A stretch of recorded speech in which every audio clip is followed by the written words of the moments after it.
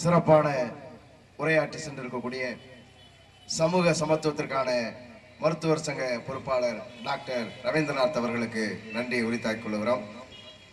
அடுத்து திராவிடர் விடுதலை கழகத்தினுடைய பொதுச் செயலாளர் மரியாதைக்குரிய விடுதலை ராசேந்திரன் அவர்கள் உங்கள் மத்தியிலே சிறப்புரையாற்றுவார்கள்.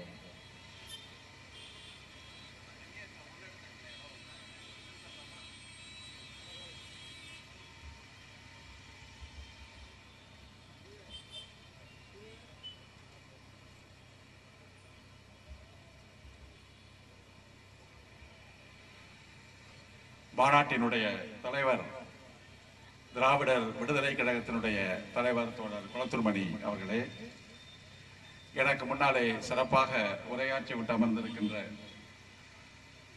சமூக மருத்துவத்துக்கான டாக்டர்கள் சங்கத்தினுடைய பொதுச் செயலாளர் தோழர் ஜி.ஆர். ரவீந்திரநாத் அவர்களே, ஆதித்தமிழர் பேரவையினுடைய நிதி செயலாளர் வழக்கறிஞர் நீலவேந்தன் அவர்களே, மாநாட்டிற்கு தலைமையேற்றுக் கொண்டிருக்கின்ற தோழர்களே மற்றும் கூடியிருக்கிற தோழர்களே, உங்கள் அனைவருக்கும் பணிவன்பான வணக்கம். இந்த மாநாட்டினுடைய நோக்கத்தை பற்றி, குறிப்பாக ஜாதி, தீண்டாமை, இதற்கு ஊற்றுக்கண்ணாக விளங்கி கொண்டிருக்கின்ற மனு சாஸ்திரம், இவைகளை பற்றி, தமிழகத்திலே இன்றைக்கு நடைபெற்றுக் கொண்டிருக்கின்ற தீண்டாமை வன்கொடுமைகள் பற்றி, சாதி அற்றோருக்கு உரிய பாதுகாப்புகளும் அவற்றை ஊக்கப்படுத்த வேண்டிய கடமையும் அரசுக்கு இருக்கிறது என்பதை பற்றி பல்வேறு கோணங்களில் விரிவாக இங்கே பேசப்பட்டு இருக்கிறது.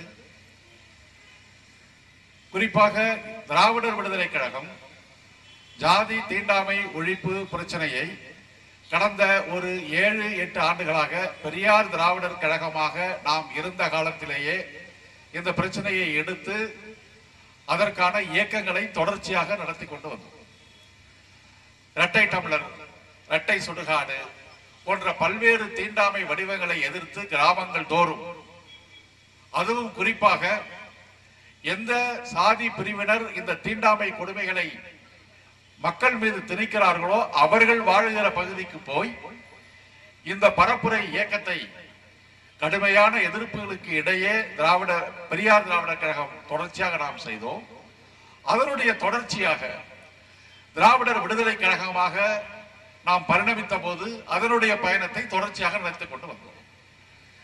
எனவே இப்பொழுது நடக்கிற இந்த ஜாதி தீண்டாமை ஒழிப்பு மாநாட்டினுடைய நோக்கங்கள் இடையிலே ஜாதியை காப்பாற்றுவதற்காக வந்த சில ஜாதிய சக்திகளுக்காக நடத்தப்படுகிற ஒரு மாநாடு அல்ல. நாம் ஜாதி தீண்டாமை ஒழிப்பு என்ற லட்சியத்திற்காக நடத்தப்படுகிற ஒரு மாநாடு, அதற்கான இயக்கம், அதற்கான போராட்டங்கள், அவை நடந்து கொண்டிருக்கிற சூழலில் இடையிலே சில ஜாதிய சக்திகள் தங்களை அரசியலில் வலுப்படுத்திக் கொள்வதற்காக, இழந்த செல்வாக்கை பயன்படுத்திக் கொள்வதற்காக தலித் மக்களை தனிமைப்படுத்துகிற ஒரு இயக்கத்தை தமிழகத்திலே நடத்துவதற்கு அவர்கள் முயற்சித்தார்கள். எனவே நாம் சென்று கொண்டிருக்கிற ஜாதி தீண்டாமை ஒழிப்பு என்ற லட்சிய பயணத்தில், அந்த பயணத்தின் ஊடாக குறுக்கே அவர்கள் வந்திருக்கிற காரணத்தினால் நாம் அவர்களை பற்றி விமர்சித்து மக்கள் மன்றத்திலே அம்பலப்படுத்துகிறோமே தவிர இவர்களை எதிர்ப்பதற்காக நாம் இங்கே மாநாடு கூட்டவில்லை. அது நம்முடைய நோக்கம் அல்ல. ஜாதிக்கு காரணமாக இந்த நாட்டில் இருப்பது பார்ப்பனியம், ஜாதிக்கு காரணமாக இந்த நாட்டில் ஊற்றுக்கண்ணாக இருப்பது இந்து மதம், அதற்கான கட்டளைகளை விதித்துக் கொண்டு இருப்பது பார்ப்பன சாஸ்திரங்கள், மனு சாஸ்திரங்கள். எனவே இவைகளை பின்பற்றிக் கொண்டிருக்கின்ற பார்ப்பனர்கள், அவர்கள் வழியாக தெரிவிக்கப்படுகிற பார்ப்பனிய கருத்தியல், அந்த பார்ப்பனிய கருத்தியலை உள்வாங்கிக் கொண்டு சாதி ஆதரவாளராக களத்திற்கு வந்து நிற்கின்ற சக்திகளை எதிர்க்கின்ற பல்வேறு தளங்களில் நாம் இந்த போராட்டத்தை முன்னெடுக்க வேண்டிய அவசியம் இருக்கிறது. எனவே ஏதோ இது மருத்துவர் ராமதாசருக்கான ஒரு மாநாடு என்ற அளவிலே நாம் அதை குறுக்கி பார்க்க வேண்டிய அவசியம் கிடையாது. தமிழகத்தினுடைய ஒரு வரலாற்று போக்கில் இத்தகைய ஜாதியை பேசுகிறவர்கள் நிச்சயமாக கடுமையான தோல்வியை சந்தித்துத்தான் தீர்வார்கள், சந்திப்பார்கள். அதிலே எந்த விதமான சந்தேகத்திற்கும் இடம் கிடையாது. என்று சொன்னா இனிமே நீங்க வரலாற்றை பின்னோக்கி போக முடியாது. ஜாதி எல்லாம் வேணும் என்று சொல்ல முடியாது. தீண்டாமை இருக்கணும் அப்படின்னு சொல்ல முடியாது. பெண்கள்லாம் வந்து திரும்ப வந்து ஒரு நெருப்புல உடன்கட்டை போட்டு ஏத்தணும், சதி இருக்கணும் அப்படின்னு சொல்ல முடியாது. குழந்தைகள்லாம் வந்து குழந்தைகள் வயசுல திருமணம் செஞ்சு வைக்கணும் அப்படின்னு சொல்ல முடியாது. வரலாற்றுல பின்னோக்கி போக முடியாது. வரலாற்றுல வந்து நம்ம முன்னோக்கி தான் போகணும். இருந்தாலும் ஒரே ஒரு கேள்வியை மட்டும் நம்ம கேட்க வேண்டிய அவசியம் இருக்கு. தமிழ்நாட்டில் பார்ப்பனர் அல்லாதார் இயக்கம் என்ற ஒரு இயக்கம் துவங்கிய மண் தமிழ்நாடு. அந்த பார்ப்பனர் அல்லாதார் இயக்கம் ஒட்டுமொத்தமான சாதியத்திற்கு எதிராக, சமூக நீதிக்கு ஆதரவாக, பெண் உரிமைக்காக ஒரு வலிமையான இயக்கத்தை பெரியார் அவர்களும் பெரியாரோடு உடனிருந்த பல்வேறு தலைவர்களும் இந்த மண்ணிலே நடத்தி இருக்கிறார்கள். எனவே பார்ப்பனர் அல்லாதார் இயக்கம் நடத்திய தமிழ்நாட்டில் தலித் அல்லாதார் இயக்கம், தலித் மக்களை தனிமைப்படுத்துகிற ஒரு இயக்கம் என்ற ஒரு இயக்கத்தை தொடக்கிறார்கள். நாங்க ஒரு சின்ன ஒரே ஒரு கேள்விதான் நாங்க நோக்கி கேட்க வேண்டியது. தலித் மக்களை தனிமைப்படுத்துகிற இயக்கத்தை இன்று நடத்துகிறவர்கள் வர இருக்கிற நாடாளுமன்ற தேர்தலில் நீங்கள் போட்டியிடுகிற போது, நீங்கள் போட்டியிடுகிற தொகுதியில் எங்களுக்கு தலித் மக்களுடைய வாக்குகளே வேண்டாம் என்று நீங்கள் அறிவிப்பதற்கு தயாராக இருக்கிறீர்களா? அந்த கேள்விக்கு வந்து இன்றைக்கு இயக்கம் நடத்துறவங்க அத்தனை பேரும் அதுக்கு பதில் சொல்லுங்க. நீங்க தனிமைப்படுத்துறீங்க தலித்தை, சரிங்க, நீங்க ஓட்டுலயும் தனிமைப்படுத்துங்க, வேண்டாம் எங்களுக்கு உங்க வேட்டு வேண்டாம் என்று சொல்லக்கூடிய துணிச்சல் இன்றைக்கு அவரோடு அணி சேர்ந்து கொண்டிருக்கின்ற ஜாதிய சங்கங்கள், அந்த ஜாதிய சங்கங்கள் நடத்துகிற அரசியல் கட்சிகள், இவங்க எல்லாருமே சொல்லட்டும் எங்களுக்கு தலித் மக்கள் ஓட்டு வேண்டாம் என்று சொல்லிட்டு வாங்க. ஒண்ணு. ரெண்டாவது, தேர்தல் ஆணையத்துல நீங்கள் வந்து பதிவு செய்யப்பட்டிருக்கிற கட்சியை நடத்தி கொண்டிருக்கிறீர்கள், மறந்து விடக்கூடாது. தேர்தல் ஆணையத்துல பதிவு செய்யப்பட்டிருக்கிற ஒரு அரசியல் கட்சி ஜாதிக்கு விரோதமாகவோ மதத்திற்கு விரோதமாகவோ பேசினால் அந்த கட்சிக்கு தேர்தல் ஆணையம் வழங்கி இருக்கிற அங்கீகாரம் ரத்து செய்யப்படும் என்பதை இன்றைக்கு தேர்தல் அரசியலுக்காக அணிதிரட்டுகிற ராமதாஸ் போன்றவர்கள் மறந்துவிடக் கூடாது. நாளைக்கு இந்த தேர்தல் ஆணையத்திற்கு போய் நீங்க பேசுற பேச்சுகள் எடுத்து கொடுத்து இந்த கட்சிக்கு தேர்தல் ஆணையத்தோட அங்கீகாரத்தை ரத்து செய்யணும் என்ற ஒரு இயக்கத்தை தமிழ்நாட்டில் நாங்க நடத்தணும் சொன்னா, நீங்க எந்த நோக்கத்துக்காக நீங்க தேர்தலுக்காக அணிதிரட்டுகளோ நீங்க தேர்தலில் நிற்க முடியாத நிலைமை வந்துவும் என்பதையும் நீங்க மனசுல வச்சுக்கிட்டு நீங்க செயல்பட்டு நாங்க கேட்டோம். இது நாங்கள் சொல்றப்ப நாங்க சென்னையில ஒரு பெரிய போராட்டம் நடத்துறோம். அதாவது இந்த சாதி அமைப்புகள் வந்து எந்தெந்த ஊர்ல போய் கூட்டமைப்பெல்லாம் நடத்துறாங்களோ அந்த இடத்துலலாம் போய் பல இடத்துல எதிர்ப்பு. அந்த எதிர்ப்பு அவர்கள் நடத்துவது ஒரு சட்டவிரோதமான ஒரு சமூகத்தில் ஒரு அமைதியை குலைப்பதற்கு, ஒரு குறிப்பிட்ட சமூகத்தை தனிமைப்படுத்துவது. அரசியல் சட்டப்படி இந்த நாட்டில் குடிமக்களாக அங்கீகரிக்கப்பட்ட மக்களுக்கு அரசியல் சட்டப்படி அவர்களுக்கான உரிமை வழங்கப்பட்டிருக்கிற ஒரு மக்களுக்கு அவர்களுக்கு பாதுகாப்பாக சட்டங்களை ஏற்றுக்கொண்டிருக்கின்ற ஒரு நாட்டில் ஒரு குறிப்பிட்ட சமூகத்தை மட்டும், இந்தியாவுடைய குடிமக்களாக ஏற்றுக்கொள்ளப்பட்ட ஒரு குறிப்பிட்ட சமூகத்தை மட்டும் அவர்களுக்கு எதிராக தனிமைப்படுத்துகிற, சாதி அடிப்படையில் ஒதுக்குகிற ஒரு கூட்டம் இந்த நாட்டில் நடக்கிறது என்று சொன்னால் அதுதான் சட்டவிரோதமான ஒரு கூட்டம். ஆனா அந்த சட்டவிரோதமான கூட்டத்திற்கு பலத்த காவலோடு அனுமதி வழங்கப்படுகிறது. நாங்க அது சட்டவிரோதம், சமூகத்தில் அமைதியை குலைக்குது, நல்லிணக்கத்தை குலைக்குது என்று நாங்கள் அதற்கு எதிர்ப்பு தெரிவிக்கிறோம். அப்ப நாங்கள் சட்டத்தினுடைய நியாயத்தை நாங்கள் பேசுகிறோம். ஆனா அரசாங்கம் என்ன செய்து சொன்னா, ஜாதியை பாதுகாக்கிற, தலித் மக்களை தனிமைப்படுத்துகிற, தலித் மக்கள் மீது வெறுப்பை உமிழ்கிற, சமூகத்திலே பதட்டத்தை உருவாக்குகிற ஒரு அமைப்பினுடைய நிகழ்ச்சிகளுக்கு அனுமதி கொடுத்து விட்டு அதை எதிர்த்து போராடுகின்ற, கூடாது என்று சொல்லுகிற இயக்கங்களை கைது செய்து உள்ள வைக்கணும். அப்ப நாட்டில் வர்ணாசிரமம் எங்க இருக்கு, மனு தர்மம் எங்க இருக்குன்னு கேட்கிறவங்களுக்கான பதில் என்னன்னு சொன்னா, ஜாதியை காப்பாத்துறவங்களுக்கு அனுமதி இருக்கு, அது சட்டவிரோதத்தை எடுத்து பேசுறவங்களுக்கு அனுமதி இல்லை அப்படின்னு சொல்றது. மனு தர்மம் இந்த நாட்டில் இன்னமும் அமலில் இருந்து கொண்டு இருக்கிறது என்பதற்கு அதை விட வேறு எந்த உதாரணமும் கிடையாது. அது மாதிரி நாங்க சென்னையில டாக்டர் ராமதாஸ் அவர்கள் நடத்தின ஒரு கூட்டத்தில் நாங்க நேற்று போய் போறோம்னா எங்களை பிடிச்சி எல்லாம் உள்ள வச்சாங்க. அடுத்து அவங்க வந்து தமிழ்நாடு முழுதும் இப்படி வந்து ஒரு பெரிய இயக்கத்தை நடத்த போறதா சொல்லிட்டு இருக்கிறாங்க. இந்த இயக்கம்னு சொன்னா நாங்க ஆர்ப்பாட்டம் நடத்த போறோம் என்று சொல்லி அந்த தேதி வந்து தள்ளி போயிட்டே இருக்கு. எதுக்காக தள்ளி போயிட்டு இருக்காங்கன்னு தெரியல. இப்ப நாங்க வந்து அந்த போராட்டத்தை எதிர்த்து நடத்தினப்ப தொலைக்காட்சியில வந்து பேட்டி கண்டப்ப டாக்டர் ராமதாஸ் சொல்லியிருக்கிறாரு, இந்த லெட்டர் பேட் கட்சிக்கெல்லாம் நாங்க வந்து பதில் சொல்ல விரும்பல அப்படின்னு சொல்றாரு. எங்களை பார்த்து லெட்டர் பேட் கட்சின்னு சொல்றாரு. அதாவது ஒரு இயக்கங்கள் இந்த நாட்டில் வந்து இயக்கங்களாக இருக்கிறவர்கள் இப்ப இந்த கூட்டத்தில் இங்க உட்கார்ந்து இருக்கீங்க. இந்த கூட்டத்தில் வந்து இங்க உட்கார்ந்து இருக்கிறவங்க யாரெல்லாம் பாத்தீங்கன்னா இவரெல்லாம் வந்து ஜாதி வேண்டாம் என்று சொல்லுகின்றவர்கள் தான். அது வந்து இந்த கூட்டம். ஆனா இங்கே ஒரு ஜாதிக்கான ஒரு கூட்டமா நீங்க இந்த இடத்துல நீங்க போட்டீங்கன்னு சொன்னா அதுக்கு வந்து பெரிய கூட்டம் கூடுறதுல ஒன்றும் பெரிய ஆச்சரியம் கிடையாது. எல்லா ஜாதிக்காரனும் அந்த கூட்டத்துக்கு வந்து உட்கார்ந்து இருப்பாங்க. அதுக்கு பெரிய நீங்க அறிவா இயக்கம் நடத்த வேண்டிய அவசியம் இல்லை. அதற்கு பெரிய இந்த கொள்கையை ஏற்றுக்கொண்டு வாங்க அப்படிலாம் சொல்ல வேண்டிய அவசியம் இல்லை. ஜாதியில பிறந்த அத்தனை ஜாதிக்காரனும் வந்து மந்தையா வந்துருவாங்க. ஏன்னா அந்த ஜாதிகள்ங்கிறது இந்த நாட்டில் மந்தையாக தான் வளர்க்கப்பட்டிருக்கு. அதுக்கு வந்து ஒரு அறிவு தேவையில்லை. ஒரு ஜாதிக்கு பின்னால ஓடுவதற்கு வந்து பெரிய சிந்தனை தேவையில்லை. ஒரு ஜாதிக்கு பின்னால ஓடுவதற்கு அவனுடைய பிறப்பின் அடிப்படையிலிருந்து அது கட்டமைக்கப்பட்டு அது ரத்தத்துல ஊடுருவி அந்த ஜாதிய வாதியா தான் அந்த சமுதாயம் எல்லாரும் கட்டமைச்சிருக்கு. ஒரு ஊர்ல போய் ஒரு தமிழனுக்கு ஒரு பிரச்சனை வந்துருச்சு அப்படின்னு சொன்னீங்கன்னா, ஈழத்துல தமிழனுக்கு பிரச்சனை வந்துருச்சு, ஆபத்து வந்துருச்சு, இனப்படுகொலை வந்துருச்சு அப்படின்னு சொன்னா அந்த ஈழத் தமிழனுக்காக போராடுற இயக்கங்கள் மட்டும்தான் வரும். ஆனா ஒரு ஊர்ல போய் இதனுடைய ஜாதிக்காரனுக்கு ஒரு பிரச்சனை வந்துச்சு சொன்னா ஊர்ல இருக்கிற எல்லா ஜாதிக்காரனும் வந்துடும். அதுக்கு போய் நீங்க திரட்ட வேண்டிய அவசியம் இல்லை. அப்ப ஜாதியின் பேரால பெரிய கூடுகிற ஒரு கூட்டம் வந்து ஒரு வலிமையான கூட்டம் கிடையாது. அது ஒரு கொள்கை வலிமையே அது கிடையாது. அது எந்த ஜாதி எண்ணிக்கை இருக்கோ அதுதான் பெரிய கூட்டம். அதுதான் மண்ணுல பெரிய கூட்டம். அதனால 1,00,000 பேர் ஜாதிக்காரனை கூட்டி வைக்கிறதை விட ஒரு 1000 பேர் ஜாதி இல்லைன்னு உட்கார்ந்து இருக்கான் பாத்தீங்களா, அவன் தான் இந்த நாட்டில் வலிமையானவன். அவன் தான் இந்த சமுதாயத்தை மாற்றி அமைக்கக்கூடியவன். பெரியார் ஜாதி எதிர்ப்பு இயக்கத்தை தொடங்கின காலகட்டத்தில் பெரியாருக்கு படி லட்சக்கணக்கான தொண்டர்கள் கிடையாது.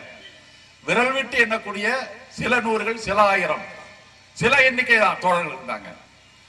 ஆனா இந்த விரல் விட்டு எண்ணக்கூடிய சில எண்ணிக்கையில் இருந்த அந்த ஜாதி எதிர்ப்பாளர்கள் போராடிய அந்த களம்தான், அவர்கள் இந்த மண்ணில் உருவாக்கிய பக்குவம் தான் இந்த நாட்டில், தமிழ்நாட்டில், இந்தியாவிலே இன்றைக்கு ஒரு சமூக நீதியினுடைய தலைநகரமாக தமிழகத்தை மாற்றி இருக்கின்ற ஒரு பெரிய வரலாற்றை இந்த தமிழகம் படைத்திருக்கிறது என்பதை அவர்கள் மறந்துவிட்டு பேசக்கூடாது. எனவே லெட்டர் பேட் கட்சி என்று சொல்வதில் ஒன்றும் இப்பெல்லாம் பேச அவசியம் இல்லை. சிறிய இயக்கங்களாக இருக்கிறவர்கள் தான் இந்த நாட்டில் சாதனையை உருவாக்கி இருக்கிறார்கள். நாடாளுமன்ற கட்சிகள் எண்ணிக்கையில் இருக்கலாம், ஓட்டு வாங்கலாம், செய்யலாம். ஆனா அவங்க நாங்க பேசுகின்ற அளவுக்கு கருத்துக்களை வந்து துணிச்சலா பேசக்கூடியது பல லட்சக்கணக்கான பல்லாயிரக்கணக்கான மக்களை கூட்டி வைத்திருக்கிற அரசியல் கட்சிகளுக்கு அந்த முதுகெலும்பு கிடையாது. அந்த கொள்கையை பேசுவதற்கான திராணி அவங்களுக்கு கிடையாது. ஆனால் எண்ணிக்கை குறைவாக இருந்தாலும் சிங்கங்கள் எண்ணிக்கையில குறைவா தான் இருக்கும், பன்றிகளுடைய எண்ணிக்கை அதிகமாக தான் இருக்கும். அதனால எண்ணிக்கையை வந்து அதிகமா வச்சு நீங்க வந்து அப்படிலாம் பேசுறதுங்கிறது ஒரு சரியான விஷயம் இல்லை. இன்னும் சொல்ல போனா அவர் கூட உட்கார்ந்து இருக்கிற அமைப்புகளை பார்த்தீங்கன்னா எல்லாமே லெட்டர் பேட் வச்சிருக்கிற ஜாதி சங்கங்களை கூட்ட வச்சுக்கிட்டு அவரு வந்து எங்களை பார்த்து சொல்றாரு லெட்டர் பேட் அமைப்புகள் சொல்லிட்டு இருக்கிறாரு. அதனால இது வந்து டாக்டர் அவர்கள் வந்து நாங்க பல வேறு களத்துல நாங்கெல்லாம் இணைந்து பல பிரச்சனைகளை ஒன்றாக நாங்கள் போராடி இருக்கிறோம். சமூக நீதி களத்துல, ஈழ பிரச்சனையில பல்வேறு விஷயங்களை நாங்க இருந்திருக்கிறோம். ஆனால் அந்த கடந்த காலத்தினுடைய அந்த நல்ல செயல்பாடுகள்லாம் நாங்க இப்ப மறுதளிக்க தயாராக இல்லை.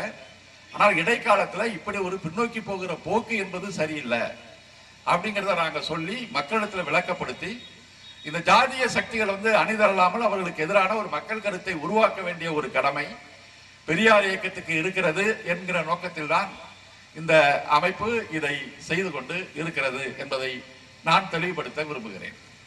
அருமை தோழர்களே, மனு தர்மத்தை பற்றி நாங்கள் ஏன் கையில் எடுத்திருக்கிறோம் என்று நிறைய பேசினாங்க.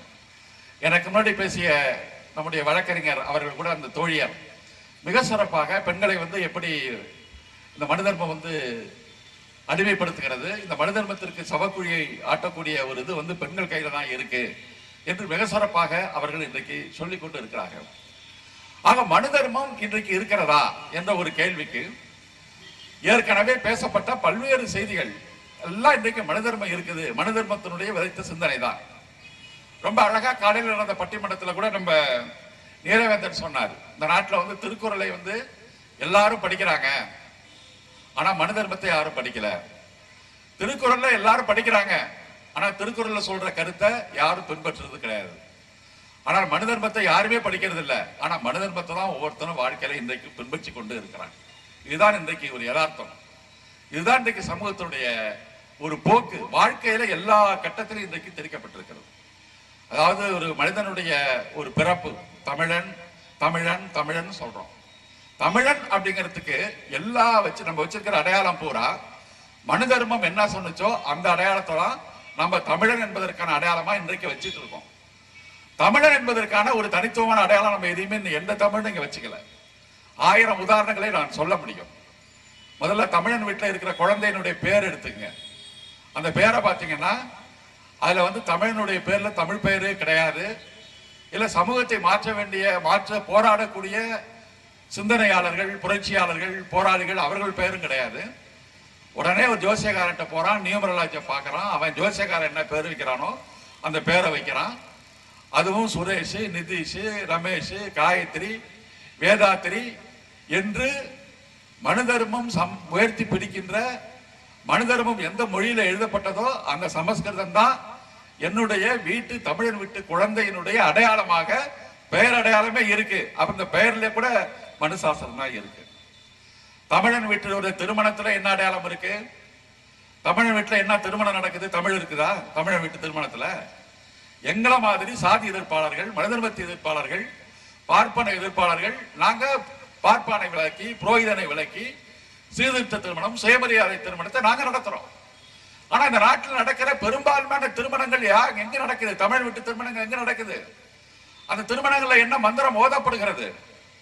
திருமணங்கள்ல ஓதப்படுற மந்திரங்கள் அத்தனையும் மனுஸ்மிருதியால் உயர்த்தி பேசப்படுகிற, மனுஸ்மிருதி எழுதப்பட்ட சமஸ்கிருத மந்திரத்தாலதான் ஒவ்வொரு வீட்லயும் திருமணமே நடக்குது. அந்த சமஸ்கிருத மந்திரம் சொன்னாதான் அந்த திருமணத்தை வானத்தில் இருக்கிற கடவுள்கள் அங்கீகரிப்பார்கள் என்றுதான் ஒவ்வொரு தமிழனும் தன்னுடைய வீட்டு திருமணத்தையும் நடத்திட்டு இருக்கான். அந்த மனு தர்ம சாஸ்திரம் அப்ப சொல்றப்ப திருமணத்துல என்ன மனு தர்ம சாஸ்திரத்தை பேசுறாங்க? திருமணத்துல வந்து கல்யாணத்துக்குள்ள மந்திரங்களை தானே சொல்றாங்கன்னு சொல்றாங்க. அதுல இன்னொரு விஷயம் இருக்கு, அடங்கி இருக்கு. இந்த திருமணத்துல சொல்லக்கூடிய கல்யாண மந்திரங்களுக்கு கூட சூதரன் வீட்டு திருமணத்திற்கு, வைசியன் வீட்டு திருமணத்துக்கு, பிராமணன் வீட்டு திருமணத்திற்கு எந்தெந்த மந்திரங்களை சொல்லணும் அப்படிங்கறத மனுசாஸ்திரம் தான் சொல்லியிருக்கு. அப்ப திருமண மந்திரங்களே ஒரு 8 வகை திருமண மந்திரங்கள் இருக்கு. எந்த பிரிவு, எந்த மனுசாஸ்திரத்துல எந்த பிரிவை சேர்ந்தானோ அவனுக்கு தான் அந்த மந்திரம். அதெல்லாம் வந்து பாப்பா சொல்லிட்டு போறான். பிராமணன் வீட்டு திருமணத்திற்கு ஓதக்கூடிய அந்த மந்திரம் சூதரன் வீட்டு திருமணத்திற்கு ஓதக்கூடாது. இது மனுசாஸ்திரம் எழுதியிருக்கு. அப்ப ஒவ்வொரு வீட்லயும், ஒவ்வொரு வீட்டுல நடக்கிற திருமணத்திலையும் மனுசாஸ்திரம் தான் இன்னைக்கு தமிழனுடைய அடையாளமா இருக்கு. நம்ம எல்லாம் தமிழ் எல்லாம் பேசிட்டு இருக்கிறோம். அப்ப எல்லாமே இப்ப தமிழன் கொண்டாடுற பண்டிகை எடுங்க, தீபாவளி, சரஸ்வதி பூஜை, விநாயகர் சதுர்த்தி, இன்னும் இந்த தமிழர் திருநாள் பொங்கல் என்கிற ஒரு பண்டிகை தவிர மற்ற அத்தனை பண்டிகைகளுக்கும் தமிழனுக்கு ஏதாவது தொடர்பு இருக்கா? அந்த பண்டிகைகள் தமிழ், நீங்கள் பேசுற தமிழனுடைய சங்க இலக்கியங்கள்ல, தமிழனுடைய பழந்தமிழ் இலக்கியங்கள்ல வந்து இந்த பண்டிகைகளை பத்தி, தீபாவளியை பத்தி சொல்லியிருக்கா? சரஸ்வதி பூஜை சொல்லியிருக்கா? விநாயகர் சதுர்த்தியை பத்தி சொல்லியிருக்கா? அல்ல கோகுலாஷ்டமி பத்தி சொல்லியிருக்கா? ஆயுத பூஜையை பத்தி சொல்லியிருக்கா? எதுவுமே இல்லை. அப்ப இது எங்க இருந்து வந்துச்சு? இது மனுஸ்மிருதி பார்ப்பனைத்தால இறக்குமதி பண்ணி நம்மளால் திணிக்கப்பட்டது. அப்ப ஒவ்வொரு பண்டிகையிலையும் நம்ம மனுஸ்மிருதி தான் பின்பற்றிட்டு இருக்கோம். கல்யாணத்துல மனுஸ்மிருதி, பெயர் வைக்கிறதுல மனுஸ்மிருதி, நம்முடைய வீட்டில் கொண்டாடுற பண்டிகையில மனுஸ்மிருதி. தமிழன் வருஷப்பிறப்புன்னு சொல்றீங்க. அது கலைஞர் ஆட்சி செஞ்ச ஒரே நல்ல காரியம் என்னன்னு சொன்னா, இந்த தை முதல் நாள் தான் தமிழரோட பிறப்பு அப்படின்னு சொன்னாரு. இவன் வந்து சித்திரை முதல் வருஷ பிறப்புன்னு பாப்பா நமக்கு சொன்னான், தமிழ் வருஷ பிறப்புன்னு. அந்த சித்திரை வருஷ பிறப்புக்கு அவன் சொன்னது வந்து 60 சமஸ்கிருத வருஷத்தான் சொன்னான். ஆனா ஒரு பேர் கூட தமிழ் கிடையாது.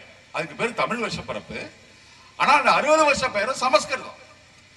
ஆனா அதுக்கு பதிலாக இவங்க என்ன சொன்னாங்க, கலைஞர் என்ன சொன்னார்னா, தை முதல் ஆண்டு வச்சு திருவள்ளுவர் ஆண்டை தமிழ் ஆண்டா வச்சு, திருவள்ளுவர் ஆண்டோட தமிழ் ஆண்டா நம்ம கணக்கு வச்சுக்கிட்டோம்.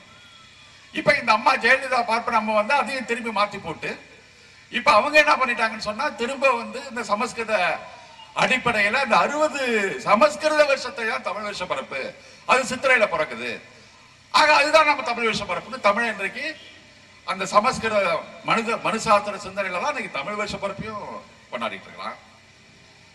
அப்ப கல்யாணம், வருஷப்பிறப்பு, பண்டிகைகள், வீடு, கோயில், தமிழன் கட்டுற கோயில் பாருங்க. தமிழன் கட்டுற கோயில்னு சொல்றீங்க, அந்த கோயிலுக்குள்ள என்ன நிலைமை இன்னைக்கு? தமிழன் வந்து அந்த சாமி சிலைகிட்ட போனாவே சாமி தீட்டு, சிலைகிட்ட போனாவே சாமி தீட்டு.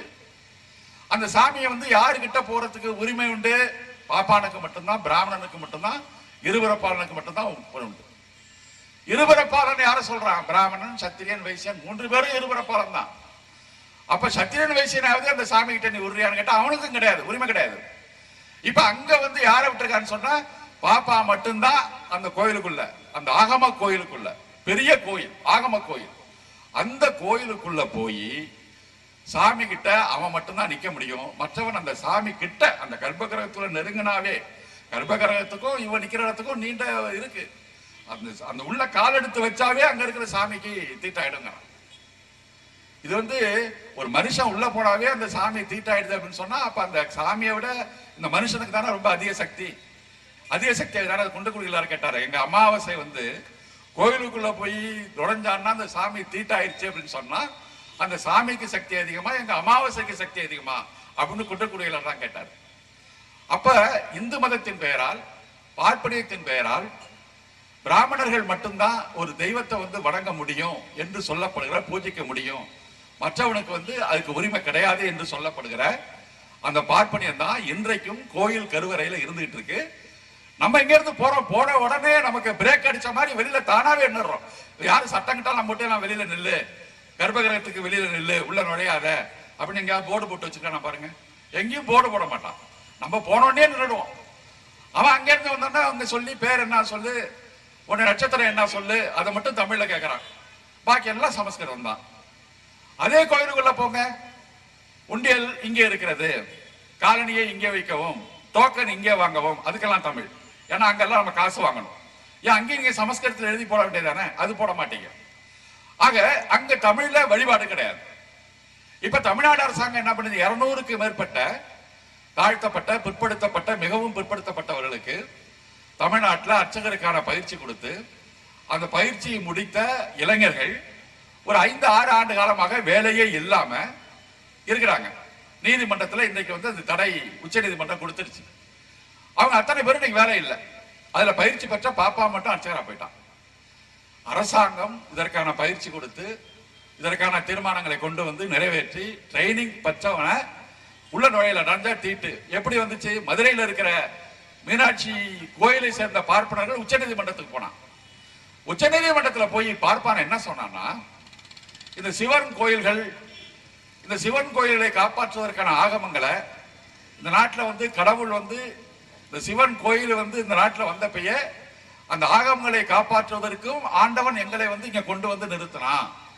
அதனால இந்த ஆகமங்களை பின்பற்றி அதன்படி கோயில்ல போய் வழிபாடு நடத்த வேண்டிய உரிமை எங்களுக்கு தான் உண்டு, மற்றவனுக்கு கிடையாது, நாங்கெல்லாம் ஆண்டவனால் அனுப்பப்பட்டவர்கள் என்று உச்ச நீதிமன்றத்தில் மனு போடுறான். உச்ச நீதிமன்றம் ஏத்துக்கிட்டு தடை போட்டுருச்சு. ஆண்டவனால நான் அனுப்பப்பட்டவன் என்று மதுரையில் இருக்கிற அர்ச்சக பார்ப்பனர்கள் உச்ச நீதிமன்றத்தில் போட்ட மனுவை நீதிமன்றமே என்னடா இது, ஆண்டவனை வந்து ஒரு மனுஷன் பூமிக்கு அனுப்பிச்சு வச்சு கோயிலை காப்பாற்றுறதுக்கு அனுப்பிச்சு வச்சானா என்று கேட்பதற்கு கூட உச்ச நீதிமன்றம் இல்லை. அப்ப இந்த நாட்டில் என்ன விஷயம் நடக்குது பாருங்க. கோயிலுக்குள்ளே இன்னைக்கு அந்த மனிதனம் தான் நடக்குது. கும்பாபிஷேகத்துல இன்னைக்கு வந்து குடமுழுக்கு தமிழ் படுத்துறாங்க. கும்பாபிஷேகத்தை குடமுழுக்குன்னு தமிழ் படுத்துனாங்க. ஆனா இன்றைக்கு வந்து தமிழ்ல வந்து குடமுழுக்கு கிளம்புன்னு சொல்லி சில போராட்டங்கள்லாம் நடந்துச்சு.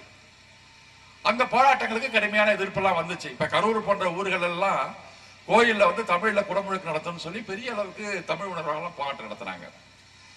அன்னைக்கு இன்றைக்கு இந்த அறநிலையத்துறையில உத்தரவு என்ன போட்டிருக்குன்னு சொன்னா, திருவாடுதுறை மடாதிபதி அவர் சைவர், தமிழும் சைவமும் வந்து எங்களுடைய 2 கண்கள்னு சைவ மடாதிபதி எல்லாம் சொல்லிட்டு இருக்கிறாங்க.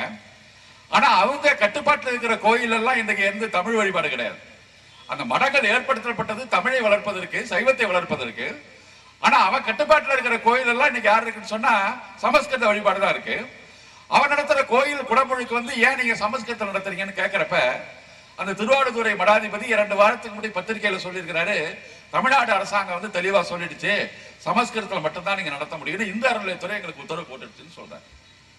ஆக தமிழனுடைய கோயில்ல வந்து உள்ள மனுசாஸ்திரம் தான் இன்னைக்கு இருந்துட்டு இருக்கு. வழிபாட்டுல மனுசாஸ்திரம் தான் இருந்துட்டு இருக்கு. எல்லாத்துலயும் மனுசாஸ்திரம் தான் இன்னைக்கு தமிழனுடைய வாழ்க்கையில இருந்துட்டு இருக்கு. இது எல்லாவற்றையும் மேல மனுசாஸ்திரம் கட்டமைத்த ஜாதி, பிராமண, சத்திரிய, வைசிய, சூத்திரன், இந்த இனங்களுக்குள்ள எவன் கலப்பு ஏற்பட்டு அந்த கலப்பில் பிறந்த குழந்தைகளுக்கு என்ன ஜாதி அப்படிங்கறத மனுசாஸ்திரம் எழுதி வச்சுச்சு.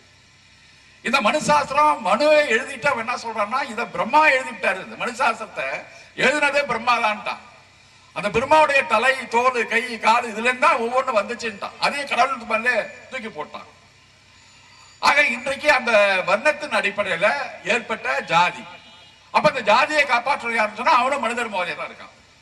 இப்ப நாங்க ஏன் வந்து மனிதர்மத்தை எதிர்த்து இந்த போராட்டத்தை நடத்துறோம் அப்படிங்கிற விஷயம் வந்து உங்களுக்கு இப்ப நீங்க சிந்திச்சு பார்க்கணும் நான் கேட்டுக்கிறேன். அந்த அவையில ஏதோ மனிதனுடைய வாழ்க்கையில சம்பந்தம் இல்லாத விஷயம் நீங்க நினைக்க கூடாது. வாழ்க்கையில குழந்தைகளுக்கு பேர் வைக்கிறதுல இருந்து, கொண்டாடுற பண்டிகையில இருந்து, நாம் கொண்டாடுற வருஷ பரப்புல இருந்து, நாம் கும்பிடுற கோயில் இருந்து, நம்ம வீட்டுல நடக்கிற கல்யாணத்திலிருந்து, நம்ம வீட்டுல சாவு, கருமாதி, சுடுகாட்டுக்கு போய் அப்பாவுக்கு தவசம் கொடுத்தா கூட ஒரு ஐயரை கூப்பிட்டு வச்சு அவரு வந்து சமஸ்கிருதத்தை சொல்லி அந்த மனுசாஸ்திர அடிப்படையில தான் ஒரு ஆத்மாவை சாந்தி அடைக்கிறது தான் இன்னைக்கு தமிழனுடைய வாழ்க்கை. அப்ப எங்க இருக்கு தமிழன்? தமிழங்கிற அடையாளம் எங்க இருக்கு? அப்ப தமிழனுடைய ஒற்றுமைகள் பண்பாட்டை ஒரு பக்கம் சீரழிச்சு விட்டது. அதுக்குள்ள மனுசாசனம் கட்டமைத்த வர்ணாசிரமம் அதன் அடிப்படையில் உருவான ஜாதிக்குள்ள பிரிஞ்சு போயிட்டு இந்த ஜாதியை காப்பாற்றணும், நாங்க ஜாதி தூய்மையை காப்பாற்றுறோம், கலாச்சார காவலர்கள் என்று இயக்கங்கள் புறப்பட்டு வரவங்க எல்லாமே மனுசாஸ்திரவாதிகள் தான். ஆக இதனுடைய மையப்புள்ளி மனுசாசனத்தில் இருக்கிற காரணத்தினால்தான் நாங்கள் வந்து இந்த பெரியாருடைய போராட்ட முறைங்கிறது வந்து மூல பலத்தை உணர்ந்து கொண்டு அந்த மூல பலத்தை உடைக்கிறது தான் பெரியாருடைய போராட்ட முறை. அதனாலதான் நாங்க வந்து இன்னைக்கு மனுசாஸ்திரம் அப்படிங்கிற இதற்கான கருத்தியலை வழங்கக்கூடிய, பார்ப்பனியத்திற்கு கருத்தியலை வழங்கக்கூடிய மனுசாஸ்திரத்தை எதிர்த்து இந்த மக்கள் இயக்கத்தை, போராட்டத்தை இன்றைக்கு நாங்க நடத்தி கொண்டு இருக்கோம். ஏராளமான செய்திகளை பற்றி, மனுசாஸ்திர விஷயங்களை பற்றி இன்னைக்கு சொல்லியிருக்கிறாங்க. வன்கொடுமை தடுப்பு சட்டம் அப்படிங்கறத பத்தி அதை நீக்கணும், போகணும், அதை திருத்தணும் அப்படின்னு ராமதாஸ் பேசுறாரு. நியாயமா மருத்துவர் ராமதாஸ் வந்து ஒரு சமூக நீதி காவலராக இருந்தாருன்னா அவர் எதிர்க்க வேண்டிய சட்டம் வந்து இந்த நாட்டில் எழுதப்படாத சட்டமாக இருக்கிற மனுசாஸ்திரத்தை எழுத்து எங்க பின்னாடி வந்திருந்தீங்கன்னா நீங்க சமூக நீதி காவலர். ஆனா அதை எதுக்க நீங்க தயாரா இல்ல. மனுசாஸ்திரம் கட்டமைத்த சாதிய ஒடுக்குமுறைக்கு எதிராக அந்த மக்களை காப்பாற்ற வந்த ஒரு சட்டத்தை எடுத்து அதை போய் நீங்க திருத்தணும்னு சொல்றீங்க. அப்ப வன்கொடுமை தடுப்பு சட்டம் வந்து இந்த நாட்டில் வந்து பயன்படுத்தப்படுதா? எங்கேயாவது வன்கொடுமை தடுப்பு சட்டத்துக்களை எத்தனை வழக்கு வந்து நிரூபிக்கப்பட்டு இன்னைக்கு தண்டிக்க கொடுக்கப்பட்டிருக்கு சொல்லுங்க. நீங்க காவல் நிலையத்தில் போய் வன்கொடுமை தடுப்பு சட்டத்தில் நீங்க சொன்னா கூட அவன் காவல் நிலையத்தில் இருக்கிறவனே வழக்க பதிவு பண்ண மாட்டான். அதான் இன்னைக்கு இருக்கிற நிலைமை. இந்த வன்கொடுமை தடுப்பு சட்டத்தின் கீழ் எடுக்கப்பட்டு தண்டிக்கப்பட்ட வழக்குகள் வந்து ஒரு 2% கூட கிடையாது.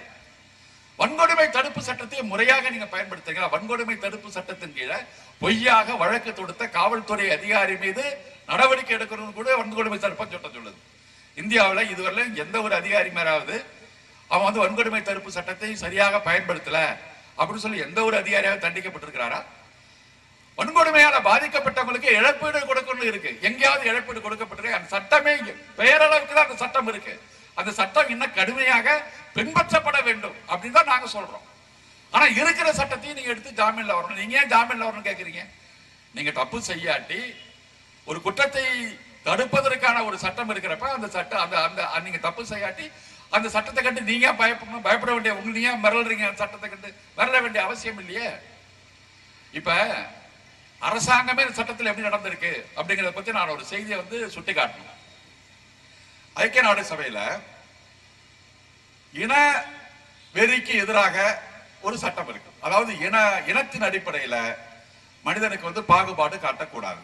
இது வந்து உலகம் பூரா ஏற்றுக்கொண்டது. குறிப்பாக தென்னாப்பிரிக்கா போன்ற நாடுகளில் கருப்பர்களுக்கு எதிரான ஒடுக்குமுறைகள்லாம் நடந்தப்ப அதை எதிர்த்து இனவெறி ஒழிக்கப்பட்டு ஐக்கிய நாடு சபையில இனவெறி எதிர்ப்பு மாநாடு நடந்தப்ப தமிழ்நாட்டில இருந்து சாதி எதிர்ப்பாளர் சங்கங்கள்லாம் நாங்க தென்னாப்பிரிக்காவில் டர்பன் நாட்டில் அந்த மாநாடு நடந்தப்ப நாங்க போய் ஒரு கோரிக்கையை தமிழ்நாட்டில இருந்து 200க்கும் மேற்பட்ட தொண்டு நிறுவனங்கள், சாதி ஒழிப்பு சங்கங்கள்லாம் வந்துச்சு. அப்ப பெரியார் திராவிட கழகமாக இருந்த அந்த இயக்கத்தின் சார்பாக நானும் அந்த மாநாட்டுக்கு போயிருந்தோம். நாங்கள் எல்லாரும் சேர்த்து அங்க வைத்த கோரிக்கை என்னன்னு சொன்னா, இன ஒதுக்கல், இன வெறிங்கிறது எவ்வளவு குற்றமோ அதே மாதிரி தீண்டாமை, சாதினால ஒடுக்கப்பட்ட மக்களும் ஒரு இன ஒதுக்கல் தான். அப்ப இடஒதுக்கீடு அடிப்படையில் இந்த சாதி தீண்டாமைங்கிறது ஐக்கிய நாட்டு சபை ஏத்துக்கணும். உலகம் முழுவதும் அதை நீங்க தடை பண்ண மாதிரி இங்க இருக்கிற சாதி தீண்டாமைக்கு எதிரான நடவடிக்கையை ஐக்கிய நாடு சபை ஏற்றுக்கொள்ளணும்னு சொல்லி அங்க போராடணும். அப்ப இந்திய அரசாங்கம் வந்து இது எங்க உள்நாட்டு பிரச்சனை, நாங்க தீர்ப்பதற்கு சட்டம்லாம் வச்சிருக்கிறோம் என்று சொல்லி அதை ஏற்றுக்கொள்ள மறுத்தாங்க. அதற்கு பிறகு தொடர்ச்சியாக பல்வேறு இயக்கங்கள்லாம் நடந்து இன்றைக்கு வந்து இன ஒதுக்கல் அப்படிங்கிறதுல ஜாதி தீண்டாமையும் இருக்கு அப்படிங்கறத ஐக்கிய நாடு சபை இன்றைக்கு ஏற்றுக்கொண்டு இருக்கு. அதன் அடிப்படையில இந்தியா வந்து ஒவ்வொரு நாளும் ஒவ்வொரு ஆண்டும் இந்தியாவில் தீண்டப்படாத மக்களுக்கு எதிரான வன்கொடுமை தடுப்பு சட்டத்தின் கீழ் என்ன நடவடிக்கை எடுக்கப்பட்டிருக்கிறது என்பதை நாடாளுமன்றத்திலும் ஒவ்வொரு ஆண்டும் அறிக்கையாக வைக்கணும். அதே நேரத்தில் ஐக்கிய நாடு சபைக்கும் இது தொடர்பான அறிக்கையை அனுப்பணும். இது இந்திய அரசாங்கத்தினுடைய கடமை.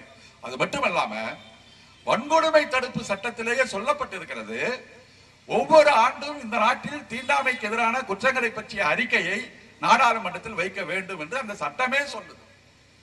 சட்டத்தை எடுக்கணும் சொல்றவங்க நீங்க பாத்தீங்கன்னு சொன்னா 2007ஆம் ஆண்டிலிருந்து இதுவரை இந்த 5 ஆண்டு காலமாக நாடாளுமன்றத்தில் வன்கொடுமை தடுப்பு சட்டத்தின் கீழே வைக்கப்பட வேண்டிய நாடாளுமன்றத்தில் வைக்கப்பட அந்த அறிக்கை 5-6 ஆண்டு காலமாக நாடாளுமன்றத்தில் இந்திய அரசாங்கம் வைக்கல. ஐக்கிய நாடு சபைக்கு அனுப்ப வேண்டிய அறிக்கையும் அனுப்பல. இதை நாடாளுமன்றத்தில் யாரும் கேட்பதற்கும் தயாரா இல்லை. இதெல்லாம் ஒரு பிரச்சனையே கிடையாது. இதெல்லாம் ஒரு பிரச்சனையே கிடையாது. சித்திரவதைக்கு எதிரான ஒரு சட்டம் இருக்கு. இந்த பெரும்பாலும் இந்த காவல் நிலையத்தில் கொண்டு போய் அடிச்சு உதைச்சு சித்திரவதை செய்யறதெல்லாம் யாரு? அதெல்லாம் யாரும் பார்ப்பாங்கலாம் இருக்க மாட்டான். அடி வாங்குறது, உத வாங்குறது, சித்திரவதை செய்யறது, 3rd டிகிரி மெத்தட்ல டார்ச்சர் பண்றது, இதெல்லாம் யாருன்னு சொன்னா பெரும்பாலும் ஒடுக்கப்பட்ட சமுதாயத்தை சேர்ந்தவர்கள் தான் இருப்பாங்க அதிகம். ஆக இந்த சித்திரவதை கூடாது அப்படின்னு ஒரு ஐக்கிய நாடு சபையில ஒரு சட்டம் இருக்கு. அந்த சட்டத்துக்கு வந்து இந்தியா கையெழுத்து போட்டு நானும் எங்க நாட்டில் வந்து சித்திரவதை வந்து ஒழிக்க போறோம்னு சொல்லிட்டாங்க. கையெழுத்து போட்டு வந்ததுக்கு அப்புறம் இந்தியாவுடைய நாடாளுமன்றத்தில் அந்த சித்திரவதையை ஒழிப்பதற்கான ஒரு சட்டத்தை நாடாளுமன்றத்தில் கொண்டு வரணும். ஐக்கிய நாடு சபை கேட்டது, என்னடா நீங்க வந்து ஐக்கிய நாடு சபையில கையெழுத்து போட்டீங்க, உங்க நாட்டில் சட்டத்தை ஏன் கொண்டு வரணும்னு கேட்கறாங்க. ஆனா இவங்க என்ன சொல்றாங்க, அந்த சித்திரவதைக்கான சட்டத்தை வந்து கொண்டு வரதுக்கான பல ஆண்டு காலம் கொண்டு வராம 2010ஆம் ஆண்டு ஒரு மசோதாவை கொண்டு வந்து நாடாளுமன்றத்தில் நிறைவேற்றினாங்க. அப்புறம் நாடாளுமன்றத்தில் நிறைவேற்றினப்ப ராஜ்யசபாவுக்கு போனப்ப அந்த சட்டத்தில் நிறைய திருத்தங்கள் வந்து எதிர்ப்பு வந்துச்சு. அதை ஒரு தேர்வு கமிட்டிக்கு அனுப்பிச்சாங்க. அதோட தூக்கி குப்பையில போட்டாங்க. இதுவரை மேற்கொண்ட எந்த முயற்சியும் இங்கே செய்யல. நிறைய விஷயங்களை சொல்லலாம். இப்ப வந்து மனு தர்மம் என்ன சொல்லுதுன்னு சொன்னா, ஒரு பாப்பானுக்கு வந்து ஒரு கொலை செஞ்சான்னா அவனுக்கு வந்து பாப்பானுக்கு தூக்கு தண்டனை கொடுக்க கூடாது. அவனுக்கு வந்து தலையில இருக்கிற அந்த உச்சி குடிமில இருந்து 2 மயிரை மட்டும் வெட்டினா போதும். அதான் மனு தர்மம் சொல்லுது ஒரு கொலை குற்றத்துக்கு. அதே நேரத்தில் மற்றவன் சூத்திரன் வந்து ஒரு கொலை செஞ்சானா அவனுக்கு கொலை தண்டனை அது வந்து சொல்லுது. அப்ப தூக்கு தண்டனைங்கிறது பாப்பானுக்கு கிடையாது. மனுசாஸ்திரத்தின்படி வெள்ளைக்காரன் இருக்கிறப்ப அவன் என்ன பண்ணான்னா, ஒரு 70 ஆண்டு காலம் 1772 இருந்து ஒரு 90 வருஷம் அந்த நாட்டில் மனுசாசனம் மட்டும்தான் வெள்ளைக்காரன் காலத்துல நீதிமன்றத்துல சட்டமா இருந்துச்சு. ஒருத்தன் குற்றவாளி வந்தான்னா அவன் அந்த மனுசாசனத்துல சூத்திரனா, வைசியனா, பிராமணனான்னு பார்த்து அந்த குற்றத்துக்கு மனுசாஸ்திரம் என்ன தண்டனை கொடுத்தது அதுதான் அந்த நாட்டில் தண்டனையா நிறைவேற்றிட்டு இருந்தான். அதை பார்ப்பானுக்கு அதை வெள்ளைக்கார நீதிபதிக்கு எடுத்து சொல்வதற்காக பக்கத்துல ஒரு பாப்பான உட்கார வச்சுட்டு இருந்தான். அதுக்கப்புறம் அந்த மனுசாஸ்திரத்தை ஆங்கிலத்தில் மொழிபெயர்த்து வெள்ளைக்காரன் நடத்திட்டு இருந்தான். அதுக்கு பிறகு எல்லாருக்கும் பொதுவான கிரிமினல் சட்டத்தை வெள்ளைக்காரன் தான் கொண்டு வந்தான். ஜப்பா ஜாதி அடிப்படையில் ஒரு குற்றத்தை நிர்ணயிக்க கூடாதுப்பா, திருநா கொலை பண்ணானா எல்லா ஜாதிக்காரனுக்கும் எல்லா வர்ணத்துக்கும் ஒரே தண்டனை என்று பாப்பா வெள்ளைக்காரன் தான் கொண்டு வந்தான். அந்த வெள்ளைக்காரன் கொண்டு வந்தப்ப பாப்பானுக்கு வந்து மரண தண்டனை கொடுக்க கூடாதுங்கிறது பாப்பா வந்து வெள்ளைக்காரன் ஒத்துக்கல. எல்லா ஜாதிக்காரன் மரண தண்டனை கொடுன்னா. அப்ப பக்கத்தில் இருக்கிற கேரளாவில் திருவாங்கூர் சமஸ்தானத்துல சர்சிபி ராமசாமின்னு ஒருத்தர் இருந்தார். அவருடைய நிர்வாகத்தின் கீழே தீவானா இருந்தார். அவரு வந்து இந்த வெள்ளைக்காரன் கொண்டு வந்த எல்லாருக்கும் பொதுவான சட்டத்தை பயன்படுத்தாம பாப்பானுக்கு வந்து தூக்கு தண்டனை கொடுக்காம அங்க வச்சுக்கிட்டு இருந்தார்.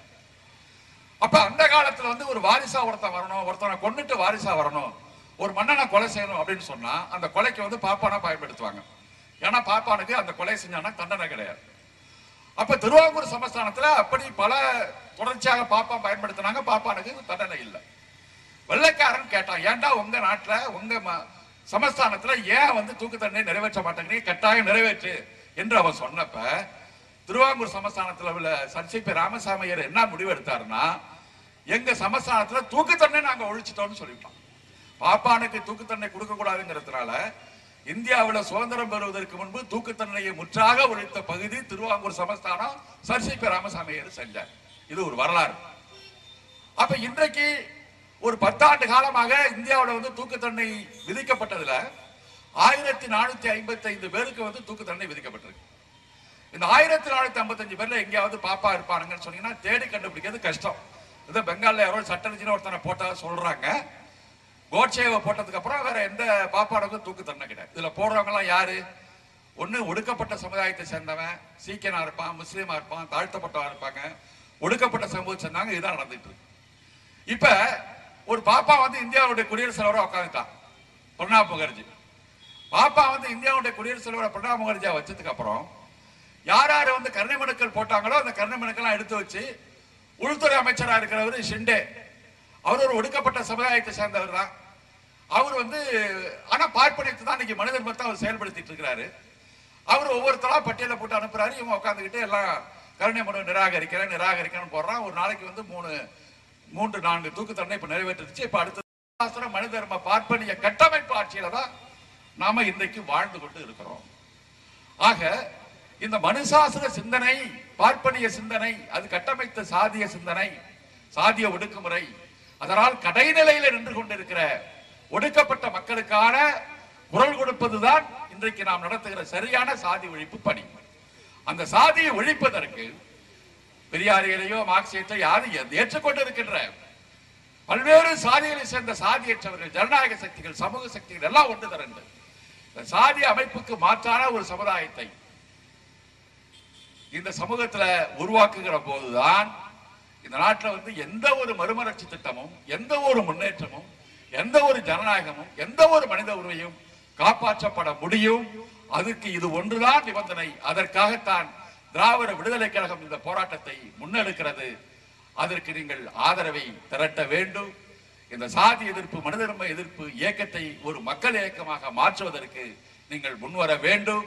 இது திராவிடர் விடுதலை கழகத்தினுடைய பிரச்சனை அல்ல. இது ஒடுக்கப்பட்ட மக்களுடைய ஒருமித்த மனிதாபிமான, மனித உரிமைக்கான, சுயமரியாதைக்கான குரல் என்பதை புரிந்து கொள்ள வேண்டும் என்ற வேண்டுகோளை வைத்து என்னுடைய உரையை நிறைவு செய்கிறேன். நன்றி, வணக்கம்.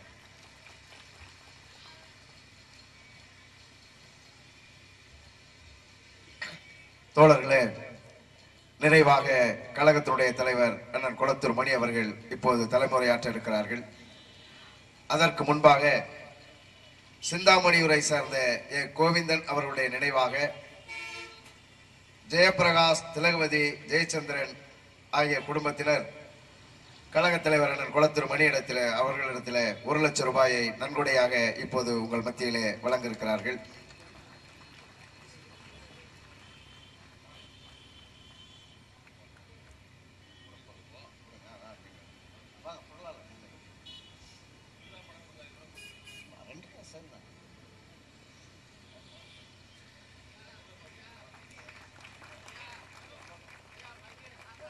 அதைத் தொடர்ந்து மேட்டூர் காவலாண்டியூரை சார்ந்த தோழர் ஈஸ்வரன் அவர்கள் ஊரையும் சேரியையும் இணைக்க வேண்டும் என்கிற கருத்தியலில் ஊரின் நடுவில் இருக்கக்கூடிய அவருடைய இடத்தை ஒரு தாழ்த்தப்பட்ட தோழருக்கு வழங்க வேண்டும் என்கிற அக்கறையோடு அந்த இடத்தை கழகத்திற்கு அவர்கள் வழங்குகிறார்கள். கழகத்தினுடைய தலைவர் அவர்கள், அங்கே பொறுப்பாளர்கள் அங்கே யாராவது ஒரு தாழ்த்தப்பட்ட தோழருக்கு வழங்குங்கள் என்கிற முன்னுரையோடு அவர்கள் நமக்கு வழங்கியிருக்கிறார்கள். அந்த இடத்திற்கான ஒப்புதலை இப்போது தோழர் ஈஸ்வரன் அவர்கள் கழக தலைவரிடத்தில் இப்போது வழங்குகிறார்கள்.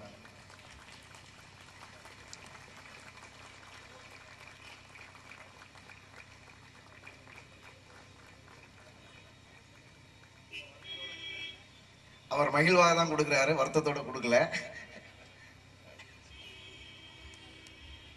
பெரியார் சொன்னபடி கிராமம் ஒழிய வேண்டும் என்று சொன்னார். ஆனால் கிராமத்தில் தான் அதிக தீண்டாமை இருக்கிறது.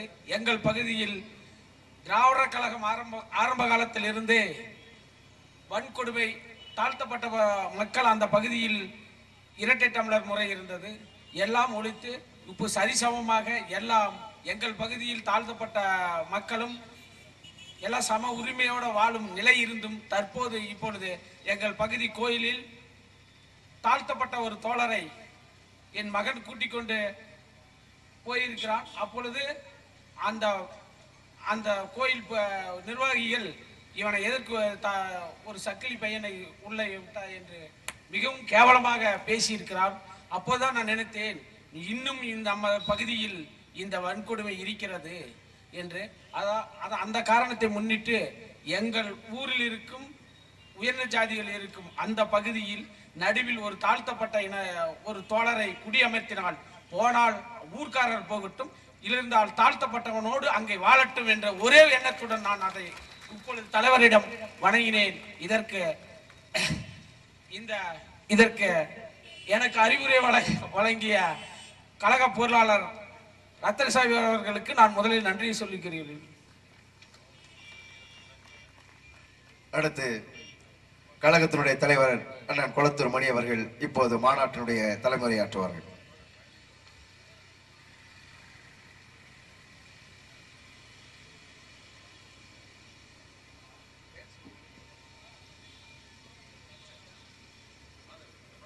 இப்போது தோழர் பழனி சந்திரா அவருடைய இணையருடைய பெண் குழந்தைக்கு கழகத்தினுடைய தலைவர் அண்ணன் குளத்தூர் மணி அவர்கள் இப்போது பெயர் சூட்டுகிறார்கள்.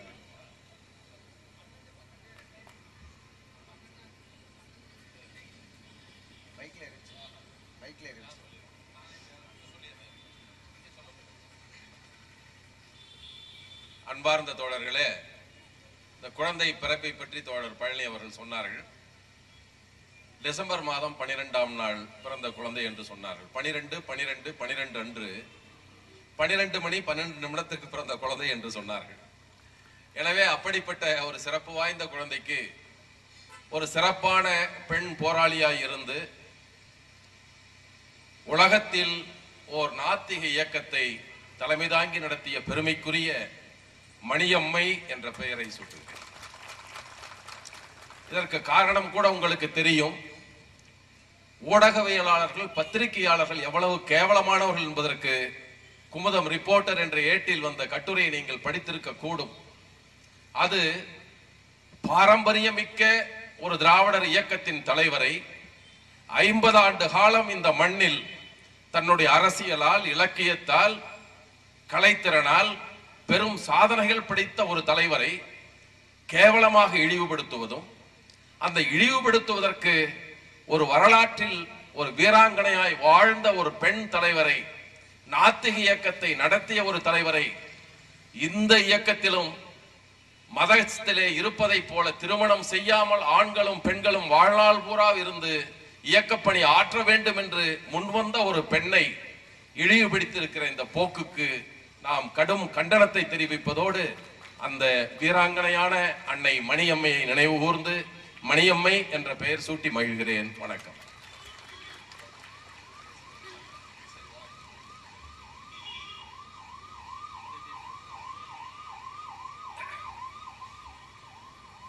அன்பார்ந்த தோழர்களே, தமிழர் ஒற்றுமைக்கான ஜாதி தீண்டாமை ஒழிப்பு மாநாடு, அந்த மாநாட்டின் தொடக்கத்தை தொடங்கிய விதத்தை எங்களுடைய பொதுச் செயலாளர் அவர்கள் கூறியிருக்கிறார்கள். அது தொடர்ச்சியாக நாங்கள் திராவிடர் கழகத்திலிருந்து விலகி வந்தவர்கள், விலக்கப்பட்டவர்கள் எல்லாம் ஒருங்கிணைந்து ஒரு இயக்கத்தை கண்டபோது எங்கள் செயல் திட்டமாய் பெரியார் முன்னெடுத்த ஜாதி ஒழிப்புத்தான் இருக்க வேண்டும் என்று தீர்மானமான முடிவோடுதான் இயங்க தொடங்கினோம். அப்போது தொடக்கத்தில் இருந்து பல்வேறு பணிகளை எடுத்தாலும் கூட 2007ஆம் ஆண்டு ஒரு நிகழ்வு, குறிப்பிடத்தக்க ஒரு நிகழ்வு ஒன்று, ஒரு போராட்டத்தின் 50வது ஆண்டு நினைவு. இந்த இந்திய மண்ணில் துணிச்சலான ஒரு போராட்டத்தை பெரியார் அறிவித்தார். இந்த நாட்டின் அரசியல் சட்டத்தின் பிரிவுகளை கொளுத்தப் போகிறேன் என்று சொன்னார். 1957ஆம் ஆண்டு அவருக்கு எடைக்கெடை வெள்ளி வழங்கப்பட்டது. மகிழ்ந்து போய் அதில் பாராட்டுரை பேசுவார் என்று கருதி கொண்டிருந்த வேளையில்தான் பெரியார் அந்த மாநாட்டில் சொன்னார். அந்த மாநாட்டுக்கு முன்னால் நடந்த நிகழ்வுகளை அவர் நினைவு கூர்ந்தார். தொடர்ச்சியாக இடஒதுக்கீட்டுக்கு எதிரான தீர்ப்புகள் நடந்து வந்ததின் இறுதியாக அந்த மாநாட்டிற்கும் ஒரு மாதத்திற்கு முன்னால் நடந்த படுகொலை, இருக்கையில் சமமாக உட்கார்ந்து எதிர்கேள்வி கேட்டார் என்பதற்காக வெட்டி கொல்லப்பட்ட இமானுவேல் சேகரனை நினைவு கூர்ந்து முதலில் ஒரு தீர்மானத்தை, அவருக்கு நினைவு தீர்மானத்தை நிறைவேற்றியது மட்டுமல்ல, கண்டன தீர்மானத்தை அந்த சாதி வெறியர்களுக்காக நிறைவேற்றிவிட்டுத்தான் அந்த மாநாடு தொடங்கியது. அந்த மாநாட்டில் பெரியார் சொன்னார், இன்னும் இந்த நாட்டில் ஜாதி நிலவுகிறது, அந்த ஜாதியை அரசியல் சட்டத்தின் சில பிரிவுகள் காப்பாற்றுகின்றன என்று சொன்னார். என்ன, அம்பேத்கர் எழுதிய அரசியல் சட்டத்தில் அப்படி இருக்க கூடுமோ என்று நாம் எண்ணக்கூடும்.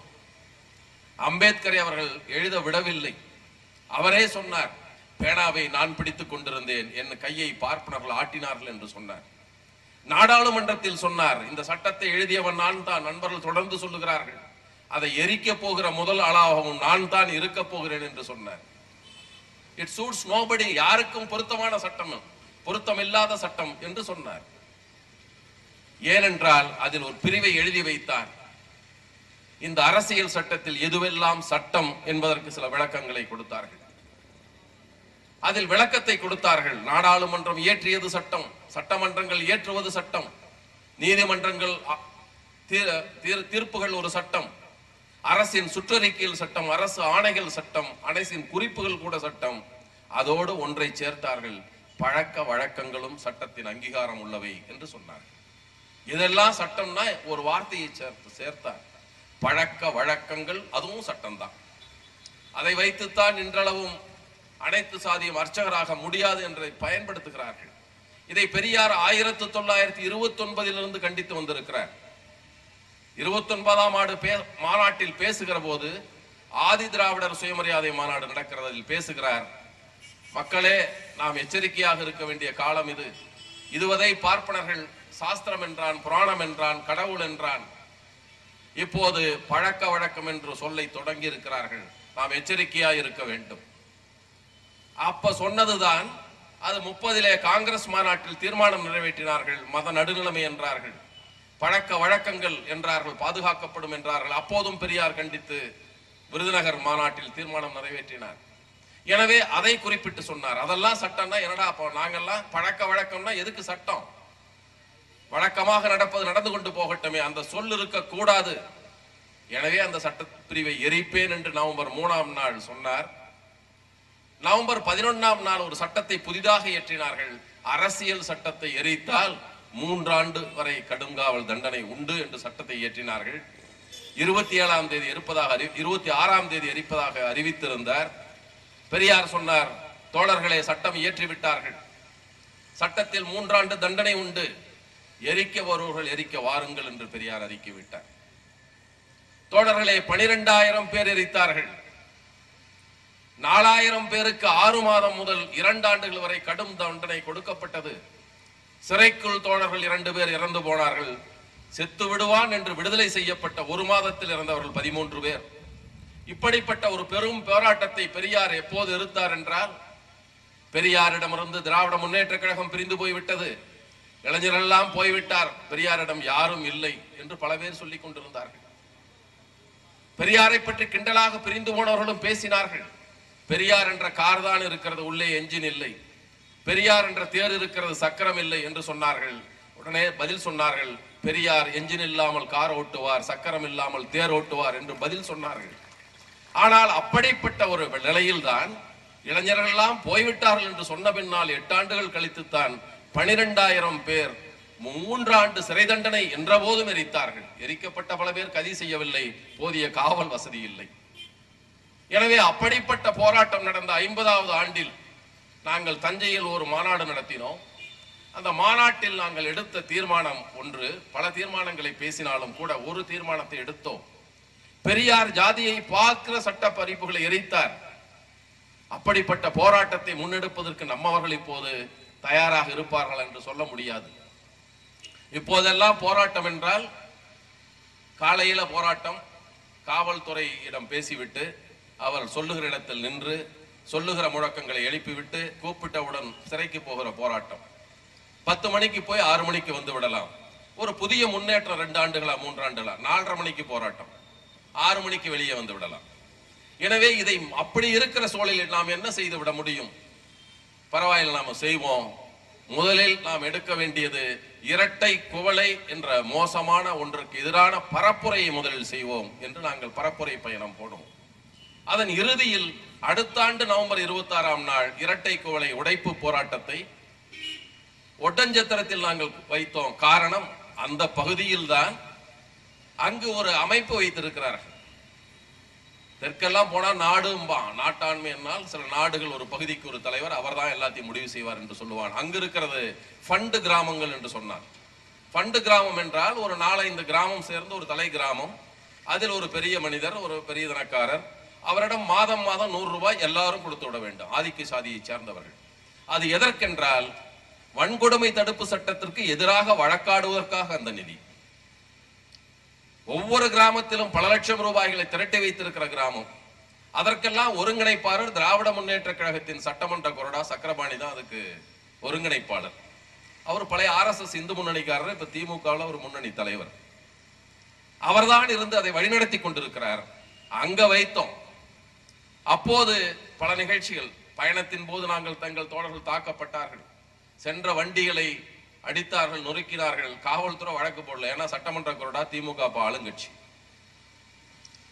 அவர் அங்கிருந்து தொலைபேசி எங்கால கூப்பிட்டு விசாரிக்கிற ஐடியா இன்ஸ்பெக்டர் கேட்கிறாரு. நம்ம கிட்ட தான் சட்டம் பேசுவாங்க, வழக்கமா அப்படித்தானே காவல்துறை.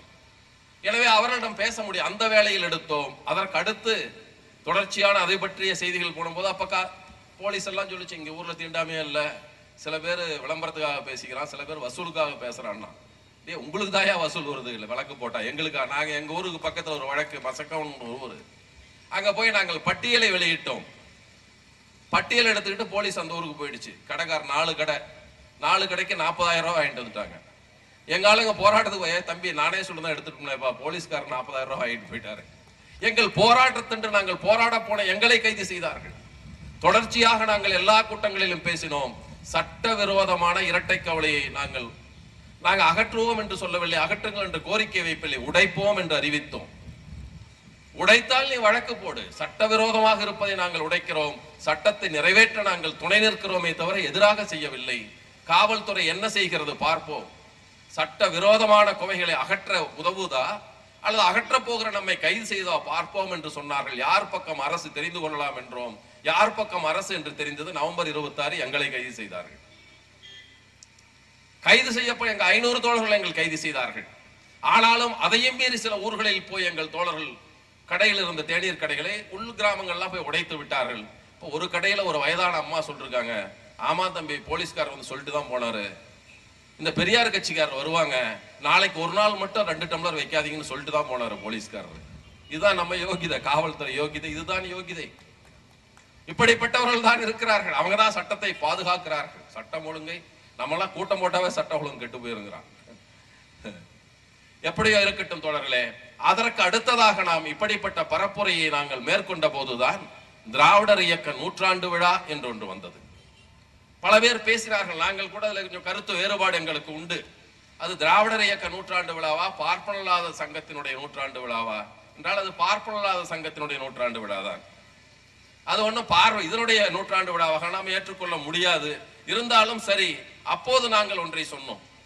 இது திராவிடர் இயக்க 100ஆண்டு விழா என்றால் நாம அதை எல்லோரும் கொண்டாடுவதை போல மாலை போட்டு லைட் போட்ட பிறந்த அந்த விழாவை கொண்டாடுவது, நாம் அதற்குத்தான் ஜாதிய வாழ்வியல் எதிர்ப்பு பரப்புரை பயணம் திராவிடர் இயக்க 100ஆண்டு விழாவை ஒட்டி ஜாதிய வாழ்வியல் எதிர்ப்பு பரப்புரை பயணத்தை நாம் எடுத்தோம். அந்த பயணத்தை நாம் பரமக்குடியில் தொடங்கினோம்.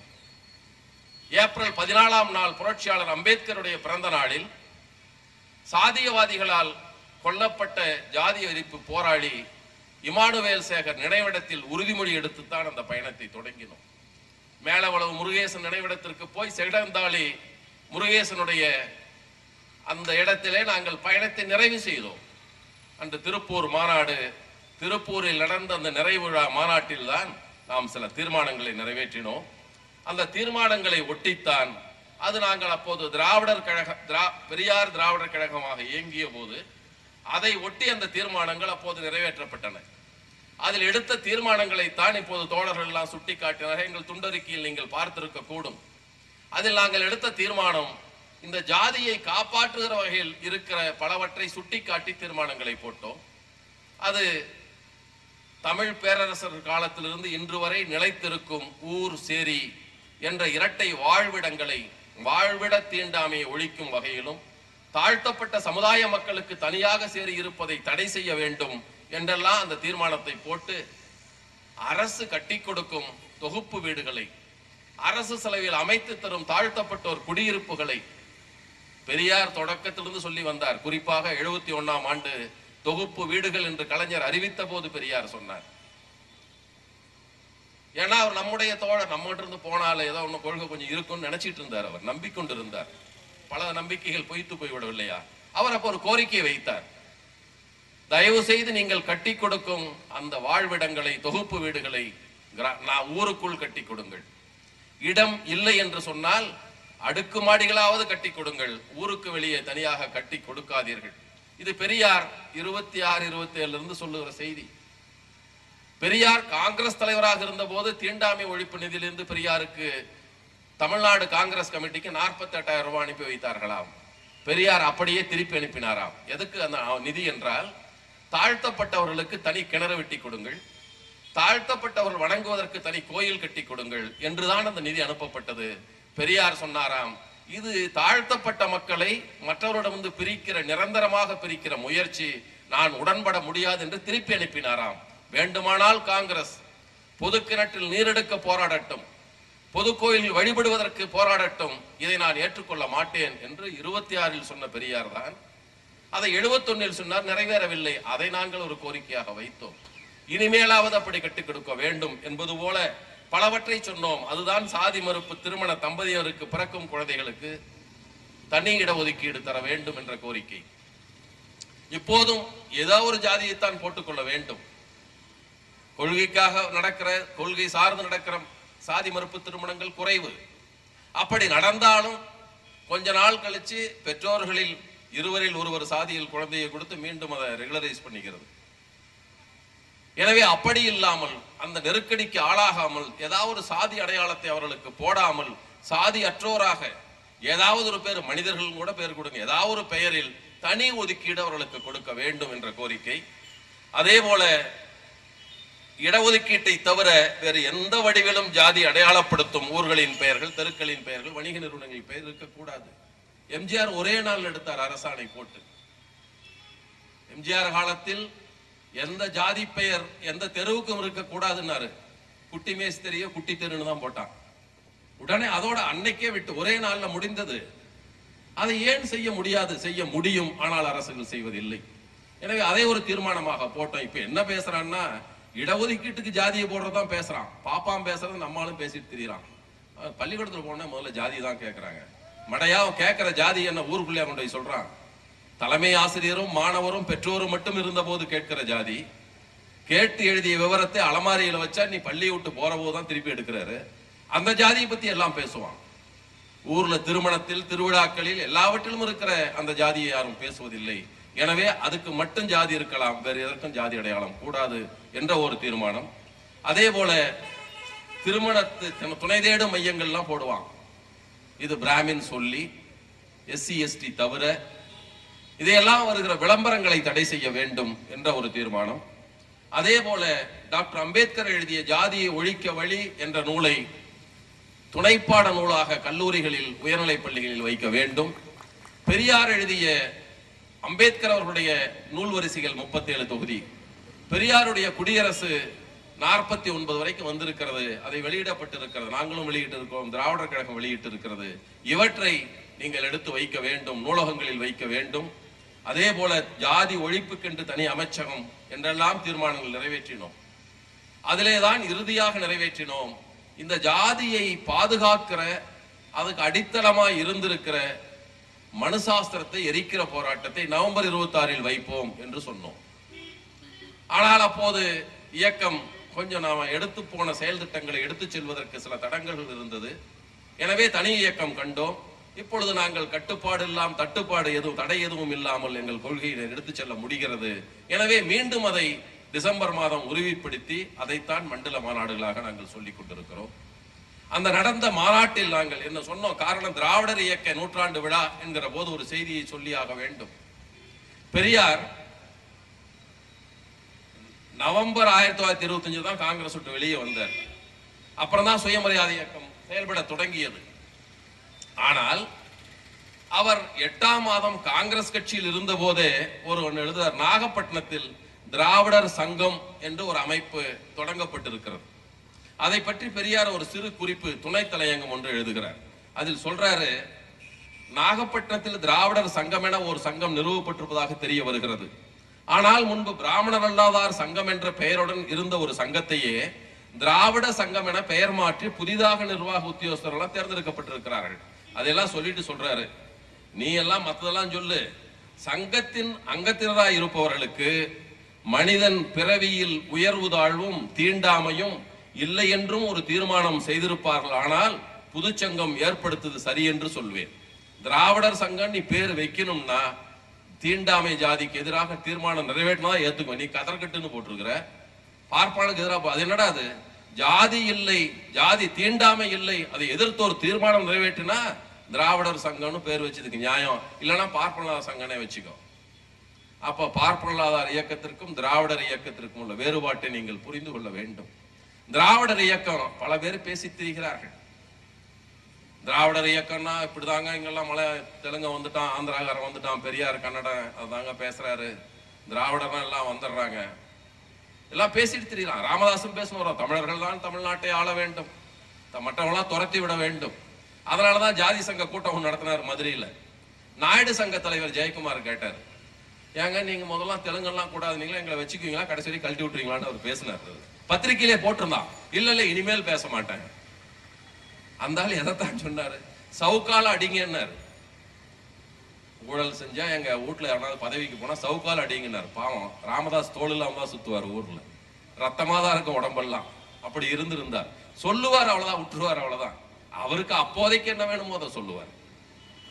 எனவே அப்படிப்பட்ட திராவிடர் இயக்கத்தினுடைய நூற்றாண்டு விழாவில் நாம் வேறு விதமாக திராவிடர் இயக்க நூற்றாண்டு விழாவை எடுத்து சென்றோம். அதில்தான் மனிதன் மனிதனாக, பெரியார் ஒரு முறை 31ஆம் ஆண்டு இரட்டை மேஜை மாநாடு முடிந்த பின்னால் அது குறித்து ஒரு கட்டுரை எழுதுகிற போது சொன்னார், இந்தியனுக்குள்ள உரிமை அவனுக்குள்ள உரிமை எல்லாம் பேசினான். அந்த நீ எவனோ இருக்கட்டும், இந்தியனோ எவனோ அப்புறம், நான் முதலில் மனிதன், பிறகுதான் இந்தியனோ எவனோ ஆவேன்னு எழுதினார். அதுக்கு தடையா இருக்கிறதாண்டா அம்பேத்கர் இரட்டமலை சீனிவாசன் பேசினாங்க. நீ அதை விட்டு இந்தியன்னு பேசிட்டு இருக்கிற, இந்துன்னு பேசிட்டு இருக்கிற. முதல்ல மனிதன், அதற்கு தடையாக இருப்பதை நீ என்ன செய்ய போகிறாய் என்று தொடர்ச்சியாக எடுத்த பெரியாரின் கருத்துக்களைத்தான் நாங்கள் எடுத்திருக்கிறோம். அதன் தொடர்ச்சியாக எடுக்கப்பட்ட, எனவேதான் அவர் சொன்னார் தெளிவா, நாங்க ஒன்னும் இந்த ராமதாசுக்காக பண்ண நினைச்சுக்காதீங்க, ஏன்னா காண முயலெழுது எம்பின் மானை பிழைத்தவேல் ஏந்தல் இனிதும்பாங்க. நாம் விடுகிற அம்புகள்லாம் யானையை நோக்கி சிங்கத்தை நோக்கி இருக்க, வண்டிகளை நோக்கி இருக்கக்கூடாது. எனவே நம்முடைய போராட்டம் அப்படி அல்ல, ஒரு பெரும் இலக்கோடு லட்சியத்தோடு தான் இந்த பயணத்தை, இந்த போராட்டங்களை எல்லாவற்றையும் நாம் எடுத்துக்கொண்டிருக்கிறோம். எனவே அதில் நாம் எடுத்தோம். இப்போது நடப்பதை நாம் சேர்த்து யோசனைக்கு எடுத்துக்கொண்டோம். அவ்வளவு. அந்த மாநாட்டில் பேசுகிற போது பல செய்திகளை நாம் அதில் பேசினோம். அதில் ஒன்று, பலவற்றை எடுத்தால் கூட நாம் பேச வேண்டிய செய்திகள் நிறைய இருக்கின்றன. நாம் இதுவரை குரல் எடுப்ப சக்தியற்ற மக்கள் ஏராளமான பேர் இருக்கிறார்கள். அமைப்பு கட்டுவதற்கு போதுமான எண்ணிக்கையில் இல்லாமல் ஊருக்கு ஒருவர் 2 பேர் வாழ்கிற சமுதாய மக்கள் ஏராளமான பேர் இருக்கிறார்கள். அந்த குரலற்ற மக்களுக்கு குரலாக இருப்போம் என்று சொன்னோம். பிற்படுத்தப்பட்டோர், மிகவும் பிற்படுத்தப்பட்டோர் மற்றும் பட்டியலின பகுதியில் பிரிவில் அடங்கியுள்ள சிறுபான்மையரான குதிரை வண்ணார், காட்டு நாயக்கர், நரிக்குறவர், குயவர், வண்ணார், நாவிதர், போயர் போன்ற பல்வேறு சமூக பிரிவினர் ஒரு ஊராட்சி மன்ற உறுப்பினராக வர முடியாத அளவுக்கு தான் நிலை இருக்கிறது. எனவே உயர்கல்வி பதவிகளில் அவர்களாம் இதுவரைக்கும் எட்டியதாக, ஒரு உயர் பதவிகள் இருந்ததாக நாம் எங்கும் காண முடியவில்லை.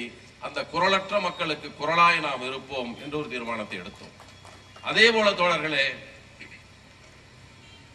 2, இந்த திருமண பதிவு சட்டத்தில் பல சிக்கல்களை வைத்திருக்கிறார். என்னன்னா, தாழ்த்தப்பட்டோருக்கான உரிமைகளை 15வது பிரிவு 16வது பிரிவில் எழுதினார்கள். 16வது பிரிவில் எழுதினார்கள், சமுதாயத்தில் பின்தங்கி இருக்கிறவர்களுக்கு இடஒதுக்கீட்டை பற்றி. பட்டியலினப்படுத்தப்பட்ட சாதிகளுக்கும் பழங்குடிகளுக்கும் அவர்கள் மக்கள் தொகைக்கு ஏற்ப இடங்களை ஒதுக்க வேண்டும் என்றெல்லாம் எழுதினார்கள். அதை பற்றி வருகிற போது, அந்த பட்டியல் வருகிற போது, அப்புறமா ஒரு தனியா குடியரசு அறிக்கை போட்டாரு. இந்த பட்டியலின ஜாதிங்கிறது இந்து மதத்தில் இருக்கணும் மட்டும்தான், மற்றவனுக்கு எல்லாம் இல்லைன்ட்டான். அப்ப அதனுடைய அதுக்கு பின்னாலே அடங்கி இருக்கிற சூழ்ச்சி, நீ இந்து மதத்தை விட்டு இஸ்லாமுக்கு போனியா கிறிஸ்துவத்துக்கு போனவனுக்கு இடஒதுக்கீடு கிடையாது, நீ ஒழுங்கா இங்கே இருந்துக்கணும் இடஒதுக்கீடு வேணும் எல்லாம் கிடையாது என்ற சூழ்ச்சி தான் அது. அதற்கு பின்னால் சீக்கியர்களுக்கு உண்டென்றார்கள். ஏன்னா சீக்கியர்கள் தனிநாடு கேட்ட போது, பௌத்தர்களுக்கு உண்டென்றார்கள். பெருமெண்ணிக்கையில் போராட்டம் வந்த போது இன்று வரைக்கும் கிறிஸ்துவத்திற்கும் இஸ்லாமியர்களுக்கும் இல்லை. அது போராட்டம் ஒரு பக்கம் நடந்து கொண்டிருக்கிற. அதை போலத்தான் இருவேறு மதங்களில் உள்ளவர்கள் திருமணம் செய்வதற்கு ஒரு திருமண சிறப்பு சட்டம், பதிவு சட்டம் இருக்கிறது, ஸ்பெஷல் மேரேஜ் ஆக்ட். ஆனால் அப்படி செய்து கொண்டால் மணமக்கள் இரண்டு வேறு மதத்தை சார்ந்தவர்களாக இருந்தால் 1 மாத கால அவகாசத்திற்கு ஒரு அறிக்கையை கொடுக்க வேண்டும். அதை போய் பதிவாளர் அலுவலகத்தில் கொடுக்க வேண்டும். நானும் இன்னாரும் திருமணம் செய்திருக்கிறோம் என்று கொடுக்க வேண்டும். அதை அந்த அறிவிப்பு பலகையில போடுவார். அதற்கப்புறம் 1 மாதம் கழித்து அதே பதிவாளரத்தில் போய் பதிவு செய்து கொள்ள வேண்டும். ஒன்றும் தேட வேண்டியதில்லை. திருப்பி அவன் 30 நாள் கழிச்சு அங்கே வந்துதான் ஆகணும். சரியா அப்பனா அம்மாலாம் கூட்டமும் எல்லாம் அங்கே தடி வச்சு நின்றுட்டு இருப்பான். இது சாதி கடந்த திருமணம் நடக்காமல் இருக்கிறதுக்கான ஒரு முயற்சியில் ஒன்றுதான் அது. சட்டத்தை எழுதியவர்களுக்கு அந்த சிந்தனையோடு தான் எழுதியிருக்கிறான். இல்ல ஏதாவது தப்பு நடந்துச்சுன்னா, ஏன்டா ஒரே ஜாதியில ஒரே மதத்தை சேர்ந்தா அப்பயே பதிவு பண்ணிக்கிறல்ல, அதுல ஏதாவது ஏமாத்திருந்தா என்ன பண்ணுவ? செல்லாதென்று அறிவிக்க போகிறாய். இதுல ஏதாவது ஏமாற்று இருந்தா செல்லாதென்று அறிவித்து போய் இதுக்கு எதுக்கு 1 மாத கால அவகாசத்திற்கு ஒரு நோட்டீஸ்? அதை ரத்து செய்ய வேண்டும் என்றது போல பல கோரிக்கையோடு தான் தோழர்களே இந்த பள்ளி சான்றிதழ்களில் நீங்க பலவற்றை சொல்லலாம். நம்ம வச்சிருக்கலாம், நம்ம ஆளுங்க வச்சிருக்க சாதி சங்கம், பாப்பா வச்சிருக்க வருண சங்கம், பிராமணர்களுக்குன்னு ஒரு சங்கம், ஐயர் சங்கம் ஐயங்கார் சங்கம் எல்லாம் கிடையாது. அவன் வருண ரீதியாக ஒரு சங்கத்தை வைத்திருக்கிறான். அவன் சங்கம் வச்சுட்டு போ, சாதி சான்றிதழ் எழுதுற இல்ல, அதுல என்ன எழுதணும்? ஒவ்வொருவருக்கும் சாதி, அதுல துணை பிரிவெல்லாம் போட்டு எழுதிக்கிற ஜாதிய. வேளாளர்னா ஒரே ஜாதியில, கொங்கு வேளாளர் தனியா எழுதிக்கிறான்ல. அதை போல நீ பிராமணன் என்றால் ஐயன் எழுத, ஐயங்காரன் என்னமோ எழுதிட்டு போ. அதான் ஒருத்தன் காட்டுறான், நான் பிராமின் ஹோட்டல் பேர் வச்சு சர்டிபிகேட்ல பிராமின் தானே இருக்கு. ஆனா மற்றவர்களுக்கெல்லாம் எங்களை பிற்படுத்தப்பட்டவன், மிகவும் பிற்படுத்தப்பட்டவன், தாழ்த்தப்பட்டவன், பழங்குடின்னு கூட எழுதிக்கோ. ஏன் அப்படி எழுத மாட்டேன்? எங்களுக்கு மட்டும் ஜாதி, அவனுக்கு மட்டும் வரணும். எனவே இந்த முறையை மாற்ற வேண்டும் என்று தீர்மானம். இப்படி பல தீர்மானங்கள் எடுத்தாலும் கூட இந்த ஒட்டுமொத்தமாய் நடந்து வருகிற தலித் மக்களை தனிமைப்படுத்துதல் என்ற செயல் திட்டத்தோடு ஜாதிய கட்சிகள் வெளிப்படையாக இயக்கங்கள் நடத்தி தமிழகத்தை பின்னுக்கு இழுத்துச் செல்லும் ஆபத்துகள் உருவாகி உள்ளன. இந்த மனுவாத சாதிய கட்சிகளுக்கு எதிராக மக்களை திரட்டி அவர்களிடம் விழிப்புணர்வை உருவாக்கத்தான் இப்படிப்பட்ட போராட்டத்தை நாங்கள் அறிவிக்க நேர்ந்தது. அரசியல் சட்டம் சொல்லுவது தீண்டாமை ஒழிக்கப்பட்டு விட்டது, கூடாது. நாங்க கூட்டம் நடத்துவது, மாநாடு நடத்துவது ஜாதி தீண்டாமை ஒழிப்பு மாநாடு. ஆனா சட்டத்தின் பேரால் இருக்கிற சட்டத்தை பற்றி எடுத்து பேசுவதற்கு நடக்க மாநாட்டுக்கு நாங்க அனுமதி வாங்குறதுல பட்டபாடு உங்களுக்கு பலருக்கு தெரியாது. காவல்துறை எல்லாம் சிலதெல்லாம் எடுத்துட்டு வந்துருவாங்க. உடனே 10 மணி ஆனா அவங்க வந்து காட்டுவாங்க. அவர்களுக்கு சிலவற்றை நான் சொல்லியாக வேண்டும். சில சட்டங்கள் ஏற்கனவே பலதெல்லாம் இருக்குது. ஏன்னா சுட்டை காட்டாமல் உங்களிடம் பேசக்கூடாது. சட்டம் என்ன இருக்க, ஒரு தீர்ப்பை நான் சொல்லுகிறேன். உச்சநீதிமன்றத்தில் ஒரு தீர்ப்பு இருக்கிறது. அது 2009ஆம் ஆண்டு தலைமை நீதிபதியும் இருந்து டல்வீர் பண்டாரி, முகுந்தன் சர்மா எல்லாம் போட்ட ஒரு தீர்மானம். இந்த கோயில்களை பற்றி, பொது இடங்களில் கோயில் கட்டுவதை பற்றி 2009 ஆண்டே ஒரு தீர்மானத்தை ஒரு தீர்ப்பை கொடுத்தார்கள். பொது இடங்களில் எங்கும் கோயில் இருக்கக்கூடாது, எந்த கோயில் இருக்கக்கூடாது என்று போட்டாங்க. உடனே எல்லாம் ஓடணும், ஐயோ எங்க ஊர்ல இந்த கோயில் இருக்கு, எல்லாம் பட்டியலிடுறாங்க, எல்லாத்தையும் லிஸ்டடுன்னாங்க. ஏன்னா அதை விடிக்க போன போது, ஒரு மசூதி இடிக்க போன போது பிரச்சனை ஆச்சு, வழக்கு போச்சு, எடுனா நம்ம இந்து கோயில் தான் ஏராளமா ரோடு பூரா கட்டி வச்சிருக்கிறான். குஜராத்திலும் தமிழ்நாட்டிலும் தான் அதிகம் என்று வந்தது. அவர்கள் ஒரு ஆணை போட்டார்கள், இனிமேல் பொது இடத்துல எங்கேயும் கட்டினா அது உச்ச நீதிமன்றத்தின் தீர்ப்புக்கு எதிரானதாக அமையும். அரசுகள் கவனமாக இருந்து அப்படி கட்டக்கூடாது, கட்டினால் தடை செய்ய வேண்டும், இடித்து தள்ள வேண்டும் என்று தீர்ப்பு சொன்னான். இருக்கிற கோயிலை பற்றி வேணா யோசிப்போம். அந்தந்த மாநில அரசுகள் தங்களுக்குள் ஒரு தீர்மானத்தை, திட்டத்தை முடிவு செய்து அதை எங்களுக்கு அறிவிக்க வேண்டும். எத்தனை மாநிலம் அறிவிச்சிருக்கு நமக்கு தெரியாது. ஆனால் இருக்கிற உறுதியான சட்டம் எந்த கோயிலும் கட்டக்கூடாது பொது இடங்களில் என்று இருக்கிறது. இனிமேல் கட்டப்போகிற கோயிலுக்கு நாங்கள் எடுத்து சென்றால் இந்த காவல்துறை என்ன செய்யுதுன்னு ஒண்ணு பார்க்கணும். ரெண்டாவது, இன்னொரு உச்சநீதிமன்ற தீர்ப்பு இருக்கிறது. கோயில்ல பாட்டுக்கிட்டு கூட 10 to 6 வரைக்கும் சைலண்ட் டைம் எதுவும் வைக்க கூடாது. மருத்துவமனைக்கு அருகே, கல்வி நிலையங்களுக்கு அருகே இருக்கவே கூடாது, பாட்டை வைக்க கூடாது. ஆனால் அதையா பாக்குறாங்களா? ஐயப்பன் சீசன் வந்து அவங்களுக்கு தெரியும், அரையாண்டு தேர்வு படிக்க முடியாது. மாரியம்மன் காளியம்மனுக்கு ஏப்ரல் வரும், மார்ச் ஏப்ரல் தான் வரும். முழாண்டு தேர்வுக்கு பையன் படிக்க முடியாது. மார்கழி மாசம் 4 மணிக்கே தூக்கத்தை கழிச்சிருவான். இதெல்லாம் எந்த விதிக்கும் கட்டுப்படாது. ஆனா நமக்கு மட்டும்தான் சட்டத்துல தூக்கிட்டு வருவாங்க. நாங்கள் கேட்டது 18(1) கேட்டோம். அதற்கு 14(2) மாநாடு 14(2) இன்ஸ்பெக்டருக்கு அப்பதான் வந்து தூங்கிட்டு இருந்த எழுப்பி விட்டு, ஏப்பா கேட்டியே யாராருப்பா கலந்துக்கிறாங்க நீ எனக்கு சொல்லலையே. இந்த மாநாட்டில் கலந்து கொள்ளும் ஜாதி ஒழிப்பு ஆதரவாளர் விவரம் மற்றும் சார்ந்துள்ள இயக்கங்கள் பற்றிய விவரங்கள் எதுவும் தெளிவாக குறிப்பிடப்படவில்லை. இந்த மாநாட்டில் கலந்து கொள்பவர்கள் மொத்த எண்ணிக்கை தொடர்பான விவரங்கள் எதுவும் தெளிவாக இல்லை. இதெல்லாம் கேட்டுட்டு ஜாதி தோண்டாமை ஒழிப்பு மாநாடு நடக்கும் பட்சத்தில் அப்பகுதியில் சட்டம் ஒழுங்கு பிரச்சனை ஏற்படவும் அதனால் பொதுமக்களின் இயல்பு வாழ்க்கை பாதிக்கப்படவும் வாய்ப்பு சொன்னார்கள். இப்ப நாங்க சொன்னோம், சரிப்பா பாதிக்குதா? எப்ப சொல்றாங்க? 14(2). நாங்க எப்ப கொடுத்தோம்? 18(1). 25 நாள் கழிச்சு யாராருப்பா கலந்துக்கிறாங்கன்னு கேட்கிறாரு நம்மால். அப்ப எப்போ கொடுப்பார் வச்சுக்க? எனவே உங்களுக்கு அனுமதி இல்லை. இப்ப அரசியல் சட்டத்தை பற்றி பேசுகிறோம். ஆயுதம் இல்லாமல் கூட்டம் கூட நமக்கு அனுமதி உண்டு. நம் கருத்தை எடுத்து பேச அனுமதி உண்டு. காவல்துறை அனுமதி ஒலிபெருக்கிக்கு மட்டும்தான். வேணா இல்லாம நம்ம நின்று பேசலாம், எப்ப வேணாலும் பேசிட்டு இருக்கலாம், அதுல ஒன்றும் பிரச்சனையே கிடையாது. நாங்கள் சொன்னோம், செய்தியாளர்கள் அழைத்து நேற்று சொன்னோம், அனுமதி இல்லாத பட்சத்தில் அதே இடத்தில் ஒலிபெருக்கி இல்லாமல் மாநாடு நடக்கும் என்று அறிவித்து. ஒலிபெருக்க வேண்டாம், நான் சும்மா பேசிட்டு போறேன். ஆயுதம் இல்லாமல் கூட்டம் கூடும் அறிவை எனக்கு உண்டு, உன்னால் தடுக்க முடியாது, உனக்கு அதிகாரம் கிடையாது. நாங்கள் மாநாடு நடத்துறோம் தான் சொன்னோம். ஆனால் அதுக்குள்ள உயர்நீதிமன்றம் நமக்கு ஆணை அளித்து விட்டது. சும்மா சொல்லல, நம்ம வழக்கு மன்றத்தில் போய் நீதிமன்றத்தில் போய் சொன்னோம், என்னையா நாங்க போட்டோம், ரொம்ப நாளா காணோம், ஏதோ இடக்கு மடக்கு பண்ணுவாங்க, கொஞ்சம் பார்த்து சொல்லுங்கன்னு நாங்க உயர்நீதிமன்ற நீதிபதியிடம் போய் சொன்னோம். வழக்கு தொடுத்தோம்.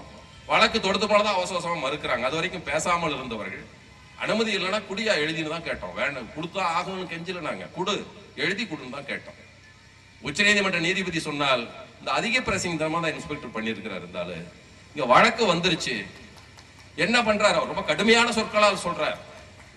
என்ன சொல்றாருன்னா, from the I am of the view that the act of the respondent police na inspector of police Annathanapatti is in passing orders எங்களுக்கு கொடுத்ததுல instruction வந்து is to be condemned. This conduct of the police officer is highly deprecated. The respondent police ought to have received the order from the court. நீயே கொடுக்கறாரா, என்கிட்ட வந்துச்சு வழக்கு என்று சொல்லிவிட்டு, this shows that the respondent police has no regard for the court. நீதிமன்றத்தை மதிக்கிற மனப்பான்மை இந்த காவல்துறை அதிகாரிக்கு இல்லாமல் இருந்திருக்கிறது என்று சொல்லிவிட்டு, இதெல்லாம் சொல்லிட்டு, this for while expressing my, அந்த நீதிபதி சொல்லுகிறார், dissatisfaction, என்னுடைய அதிருப்தியை நான் தெரிவித்துக் கொள்ள விரும்புகிறேன். இந்த மாதிரி நடக்கிறதெல்லாம் தப்பு. ஏன்னா உங்களுக்கு பேரு சட்டம் ஒழுங்கை பாதுகாத்து நிறைய தடவை சந்திர தீர்ப்பு சொல்லி இருக்கிறார். புகழேந்தி தங்கராஜ் வழக்கில், ஐயா நெடுமாறனுக்காக பல வழக்கில் சொல்லி இருக்கிறார். உங்களுக்கு வெறும் சட்டம் ஒழுங்குன்னு சொல்றதுக்கு மறுக்க கூடாது, கருத்து சுதந்திரத்தை தடுக்க கூடாது. உங்களுக்கு வேலை சட்டம் ஒழுங்கை பாதுகாப்பதுதான். இல்லைன்னா கொஞ்சம் போலீஸ் சேர்த்து வச்சுக்கோ. சட்டம் ஒழுங்கு ஏற்படும்னா நாளைக்கு என்ன சொல்லுவ, பிக் பாக்கெட் போகும், எனவே சந்தைக்கு யாரும் போகாதீங்க, பிக் பாக்கெட் அடிச்சிடும், யாரும் சந்தைக்கெல்லாம் போகாத. பஸ் ஏறி போனா இடிப்பான், பெண்கள்லாம் ஏறாத பஸ். அதுக்கா நீங்க நடக்கதை பார்ப்பதற்கு இந்த அறிவில்லாதவர்கள் எல்லாம் காவல்துறை இருப்பதற்கு நம்முடைய வருத்தத்தை தெரிவிக்க. நம்ம தோழர்கள் தான், அவங்க எல்லாம் பாப்பானா இருக்கான், நம்மால் தான். எனவே இந்த வேலையில் அதை விட்டுட்டு போக வேணாம், அவங்களுக்கு போக வேணாம், செய்தியான சொல்லிவிட வேண்டும், உங்களுக்கு தெரிய வேண்டும் என்பதால் சொல்லுகிறோம்.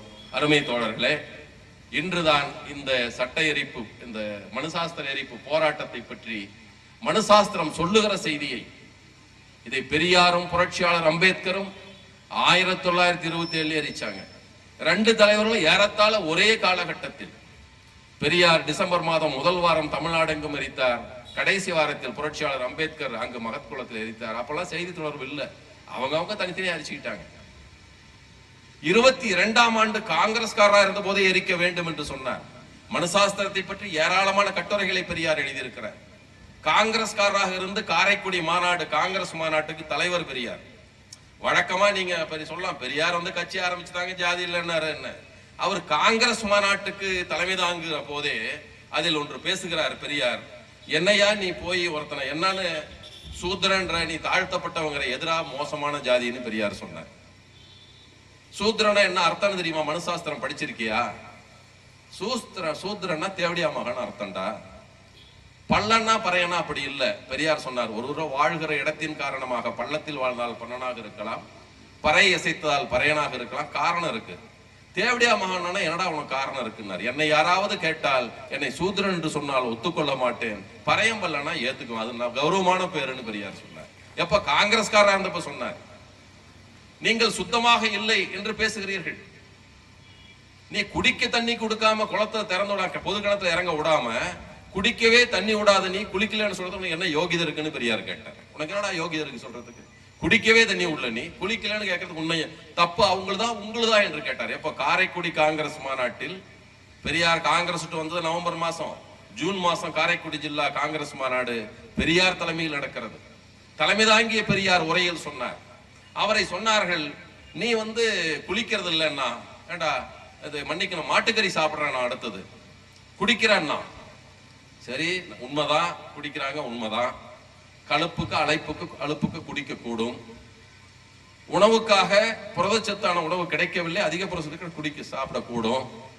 நீ அவனை தாழ்ந்த ஜாதிங்கிறல்ல, நீயே மாட்டுக்கறி தின்னுட்டு குடிக்கிறவனுக்கு பின்னால துரதுரன்னு பின்னால சுத்துறல்ல, அப்ப உனக்கு எங்கடா அந்த அறிவு போச்சுன்னா? அவனும் மாட்டுக்கறி தான் சாப்பிடறான், அவனும் குடிக்கிறான், அவனுக்கு பின்னால துரதுரன்னு சுத்துறைய. இதனடா காரணம்? இதுவெல்லாம் அது அல்ல காரணம். மனுசாஸ்திரம் விதித்தது உங்கள் மூளையில் ஏறி இருக்கிறது, அகற்றுங்கள். எப்ப காங்கிரஸ்காரன் அந்த போய் சொன்னார் பெரியார். எனவே அதைத்தான் தொடர்ந்து நாங்கள் சொல்லுகிறோம். ஒரு மனிதனை மனிதனாக மதிப்பதற்கு தடையாக எது இருந்தாலும் உடைப்பதற்கு நாம் முன் வர வேண்டும். அதற்காகத்தான் பல்வேறு இயக்கங்கள். நம்முடைய ஐயா ராமதாஸை பற்றி எங்களுக்கு பெரும் மரியாதை உண்டு. பிற்படுத்தப்பட்டோர் என்று பிரிவுகள் செய்தார்கள். அதில் பல பேருக்கு உரிமை கிடைக்கவே இல்லை. எட்டாத தூரத்தில் பெரும்பாலான மக்கள் இருந்தார்கள். ராமதாஸ் தலைமையில் நடத்திய போராட்டம் தான் மிகவும் பிற்படுத்தப்பட்டோர் என்ற பிரிவை உண்டாக்கி தந்தது. ஒரு சமுதாயத்தின் மிகப்பெரிய பங்கினருக்கான கல்வி வேலை வாய்ப்புகள் உங்களால் கிடைத்தது. நன்றிகளை உங்களுக்கு சொல்லுகிறோம், சமூக நீதி இயக்கம் என்பதால். ஆனால் உங்களுக்கு நன்றி எங்களை விட வன்னிய சமுதாயத்து மக்கள் காலம்பூரா உங்களுக்கு நன்றி செலுத்த வேண்டும், தலைமுறையாக நன்றி செலுத்த வேண்டும். ஆனால் அவர்கள் ஏன் உங்களை வாக்களிக்காமல் தோற்கடித்தார்கள் வன்னியர் இருக்கிற பகுதியிலேயே? நீங்கள் அதையும் சிந்தித்து பார்க்க வேண்டும்.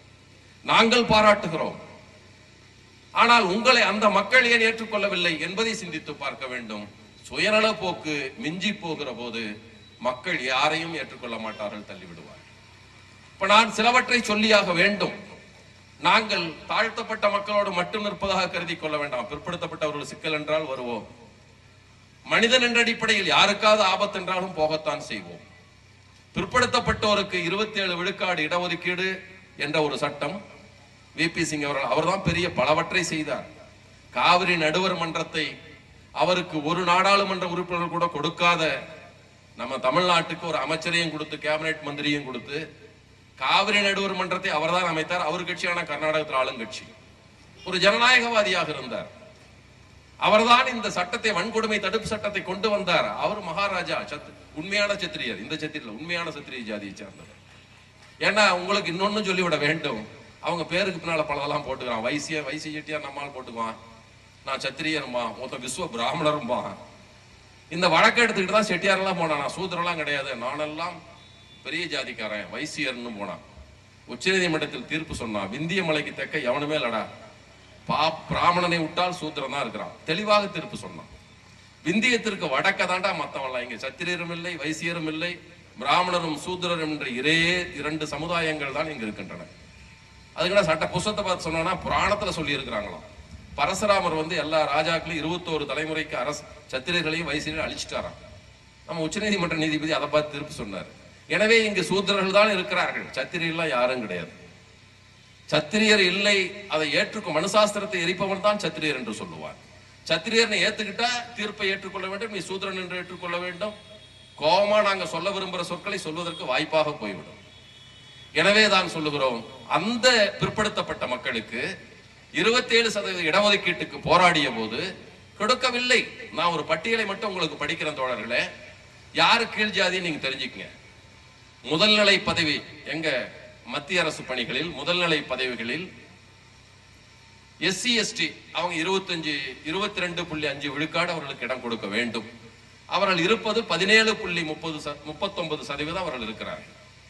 அவங்க மக்கள் தொகைக்கு 22 இருக்கணும், ஆனா இருக்கிறது 17 தான் இருக்கா. இந்த பெரிய ஜாதி இருக்கு பாருங்க, பிற்படுத்தப்பட்ட மக்கள், இப்பதான் அவங்க தானே வம்பு பண்ணிட்டு உட்கார்ந்து இருக்காங்க. 57 விழுக்காடு மக்கள் இந்த நாட்டில் இருக்கிறார்கள். மண்டல அறிக்கையின்படி 52% சொன்னார். இந்துக்களில் 44 விழுக்காடு, இஸ்லாமிய கிறிஸ்துவ சீக்கியர்கள் 8 விழுக்காடு, மொத்தம் 52 விழுக்காட்டினர் பிற்படுத்தப்பட்ட மக்கள். அவர்களுக்கு 27 இடம் உண்டுன்னு சட்டம் இருக்கிறது. ஆனால் அவர்கள் இருப்பது 5.4% தான். தாழ்த்தப்பட்ட பழங்குடி மக்கள் இருப்பது 17.39. இந்த பெரிய ஜாதிகாரர் இருக்கிறது 5.4%. பாப்பா இருக்கிறது 77, அது வேற. இரண்டாம் நிலை பதவிகளில் தாழ்த்தப்பட்ட பழங்குடி மக்கள் 20.6% இருக்கிறார்கள். இந்த பெரிய ஜாதிகாரன் 3.97% இருக்கான், 4% தான் இருக்கிறான். அதே போல 3 முதல் 5 முதல் உள்ள பதவிகளில் 24.79% தாழ்த்தப்பட்ட மக்கள் பழங்குடி மக்கள் இருக்கிறார்கள். தங்கள் கொடுக்கப்பட்ட எண்ணிக்கைக்கு மேலே இருக்கிறார்கள். ஆனால் பிற்படுத்தப்பட்ட மக்கள் 7.1% தான் இருக்கார். நீ பிற்படுத்தப்பட்ட மக்கள் தலைவர் தானே, எல்லாத்தையும் தானே சேர்த்துற, நீ எதற்கு போராட வேண்டும்? ஏன்னா நாங்கெல்லாம் பெரிய ஜாதி, எங்களுக்கு இருக்கிற சத்தியம் ஏடா கூட அங்கெல்லாம் போராடணும். எனவே போராடுறதுக்கு வேலை இல்லாம தான் இங்க பண்றாரு நினைச்சுதான் உங்களுக்கு போராடுற இடத்தை அவர்களுக்கு எல்லாம் சுட்டி காட்ட விரும்புகிறோம். அந்த கொங்கு வேளா இருந்தாலும் சரி, ராமதாஸ் இருந்தாலும் யாராக இருந்தாலும் சரி, உங்களுக்கு போராடுகிற இடம் மத்திய அரசுக்கு எதிராக போராடுங்கள், போங்க. முற்றுமுழுதாக வன்னியருக்கு கட்சி என்று நீங்கள் பேசிக் கொள்கிறீர்கள். உங்களை ஏத்துக்கல, ஏத்துறதா நீங்க தோக்குறீங்க. அப்படி வைத்துக் கொண்டால் கூட 4 வன்னியர்கள் மரண தண்டனை எதிர்நோக்கி அங்க பெல்காம்ல விதிக்கப்பட்டிருக்கிறார்கள். அங்க போய் போராடு, சட்ட போராட்டத்தை நடத்துங்கள், தெருவில் இறங்கி போராடுங்கள். அதுதானே நீ ஜாதிக்காரனா தான் பண்ணிட்டு இருக்கணும். நீ பிற்படுத்தப்பட்ட தலைவராக இருந்தால் பிற்படுத்தப்பட்ட ஒரு இடஒதுக்கீட்டுக்கு போராடு. இல்ல ஜாதிக்காரனாக இருந்தால் ஜாதிவாதிகள் 4 பேர் அங்க இருக்கான், போய் போராடு. அதற்கெல்லாம் போகாதவர், அதற்கு நாம் போய் போராடி கொண்டிருக்கிறோம். ஜாதி அற்றவர்கள் என்று சொல்லுகிற நாம், ஜாதி இல்லாதவர்கள் என்று சொல்லுகிற நாம், இந்த மனித உரிமைகள் வேண்டும் என்பதற்காக பிற்படுத்தப்பட்ட ஒரு இடஒதுக்கீட்டுக்கும் போராடுகிறோம். தாழ்த்தப்பட்ட மக்கள் மீது தாக்குதல் நடக்கிற போதும் எதிர்த்து குரல் எழுப்புகிறோம். அதே போல் மரண தண்டனை என்ற மனிதனுக்கு எதிரானதையும் நாம் எதிர்க்கிறோம். எனவே இந்த நிலையில் தான் நாம் மனித நேயத்தை கொண்டவர்களாக நம்மை வளர்த்துக் கொள்ள வேண்டும் என்ற நோக்கோடுதான் ஏராளமான செய்திகளை கொண்டு போகலாம் தோழர்களே. உங்களுக்கு பலருக்கும் தெரியாத செய்தி அல்ல. நாம் மனிதர்கள் என்ற மனநிலையை வளர்த்துக் கொள்ள வேண்டும். நாம் வளர்த்துக் கொள்ளவில்லை, ஜாதியவாதிகளாக இருக்கிறோம். அந்த ஜாதியிலிருந்து மாறி வருவதற்குத்தான் ஒரு மனிதன் உற்சாகமாக ஒரு தொழிலில் ஈடுபட வேண்டும் என்றால் அவனுக்கு விருப்பமானதில் அதுதான் விருப்ப பாடம் எதுன்னு கேட்டு சேர சொல்றான். நீ 10வது பையனையே ஏப்பா நீ எந்த குரூப்பா எடுத்துக்கிறேன்னு கேட்டுதான் எடுக்க சொல்றோம். அது நடக்கதா இல்லையா? ஆனா அந்த உரிமையை கொடுத்திருக்கிறார். அப்ப வயது அவனுக்கு 16 தான். நீ எந்த பாடப்பிரிவில் படிக்கிறாய் கேட்டுதான் படிக்க வைக்கிறோம். அவன் தொழிலை தேர்ந்தெடுக்கிற போது விருப்பமான தொழிலுக்கு அவன் போகணும். அவன் போய் இல்ல நான் விவசாயம் பண்ணலாம் இருக்கணும், போய் இல்ல நீ என்ன பண்ணியதுல ஷேர் மார்க்கெட்டுக்கு போனா பணத்தை விட்டுட்டு தான் வருவான்.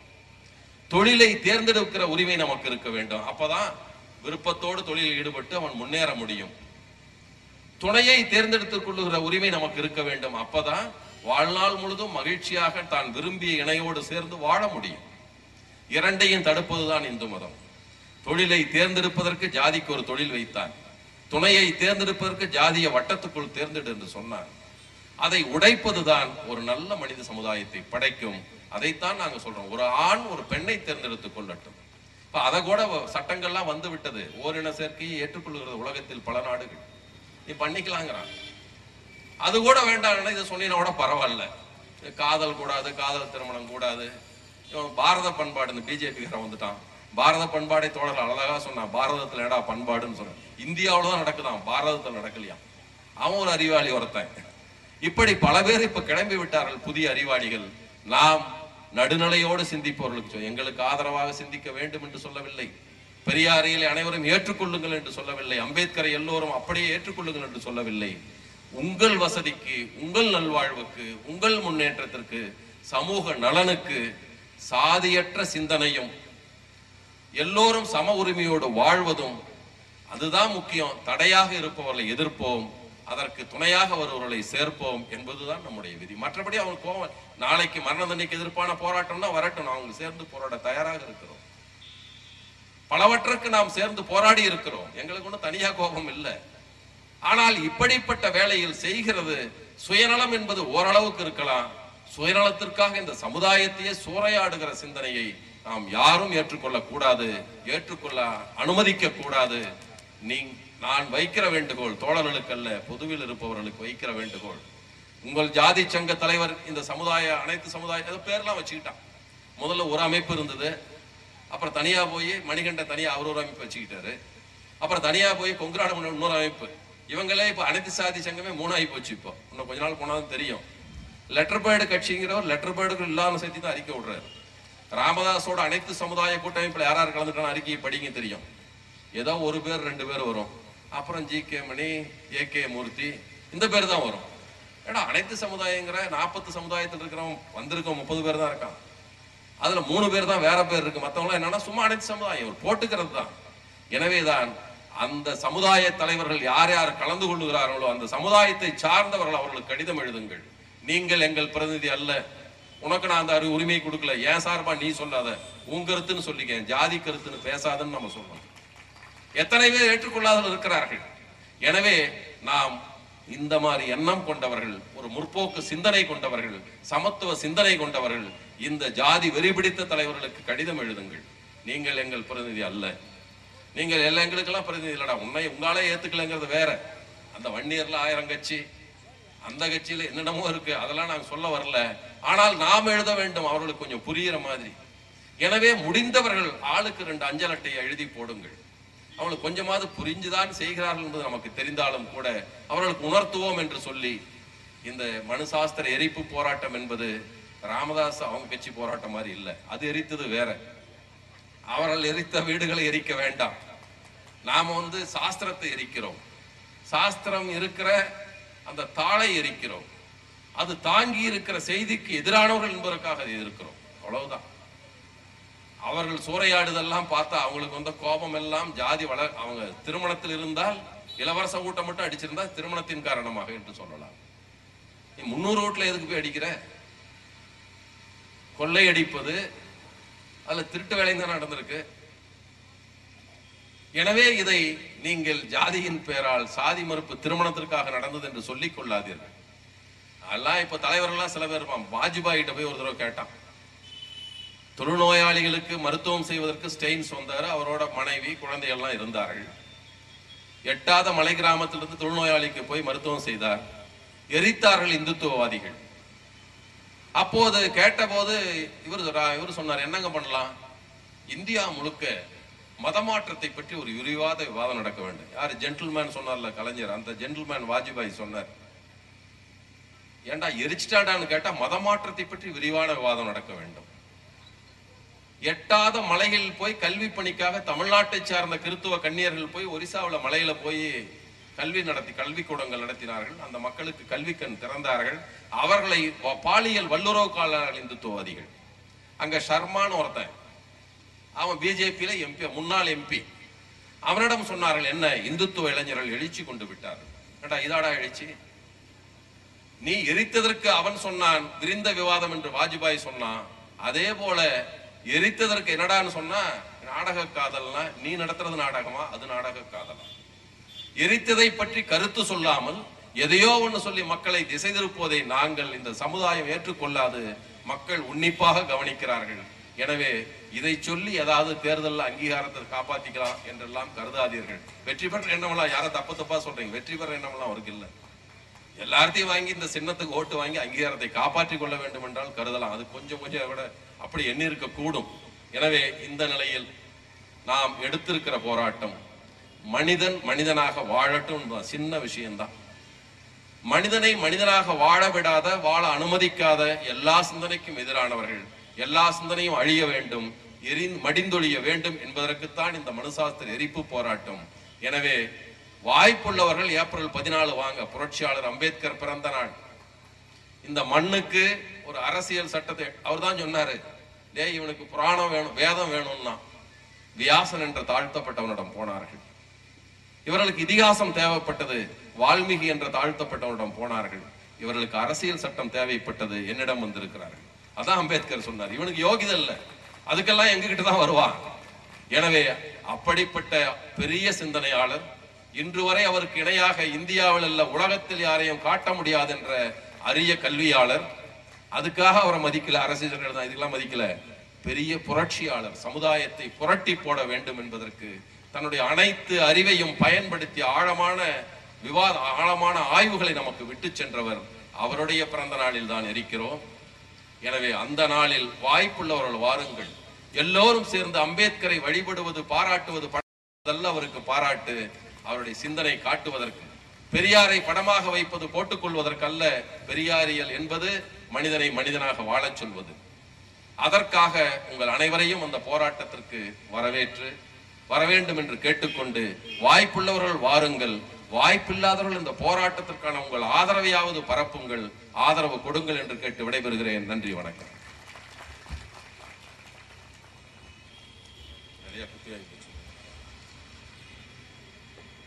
நிறைவாக மாநாட்டிற்கு நன்றி உரையாற்ற சேலம் மாநகர கழக செயலாளர் தோழர் பரமேஸ்குமார் அவர்கள் நன்றி உரையாற்றுகிறார்.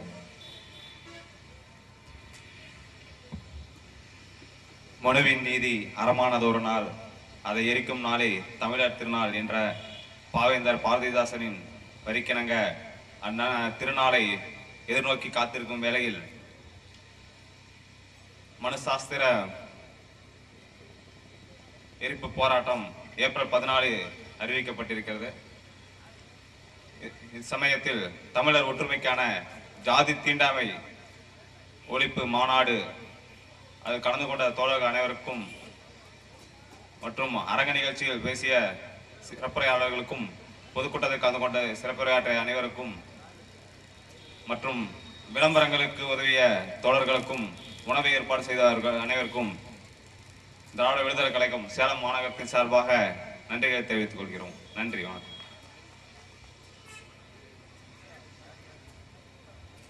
மாநாடு நிறைவேற்றது.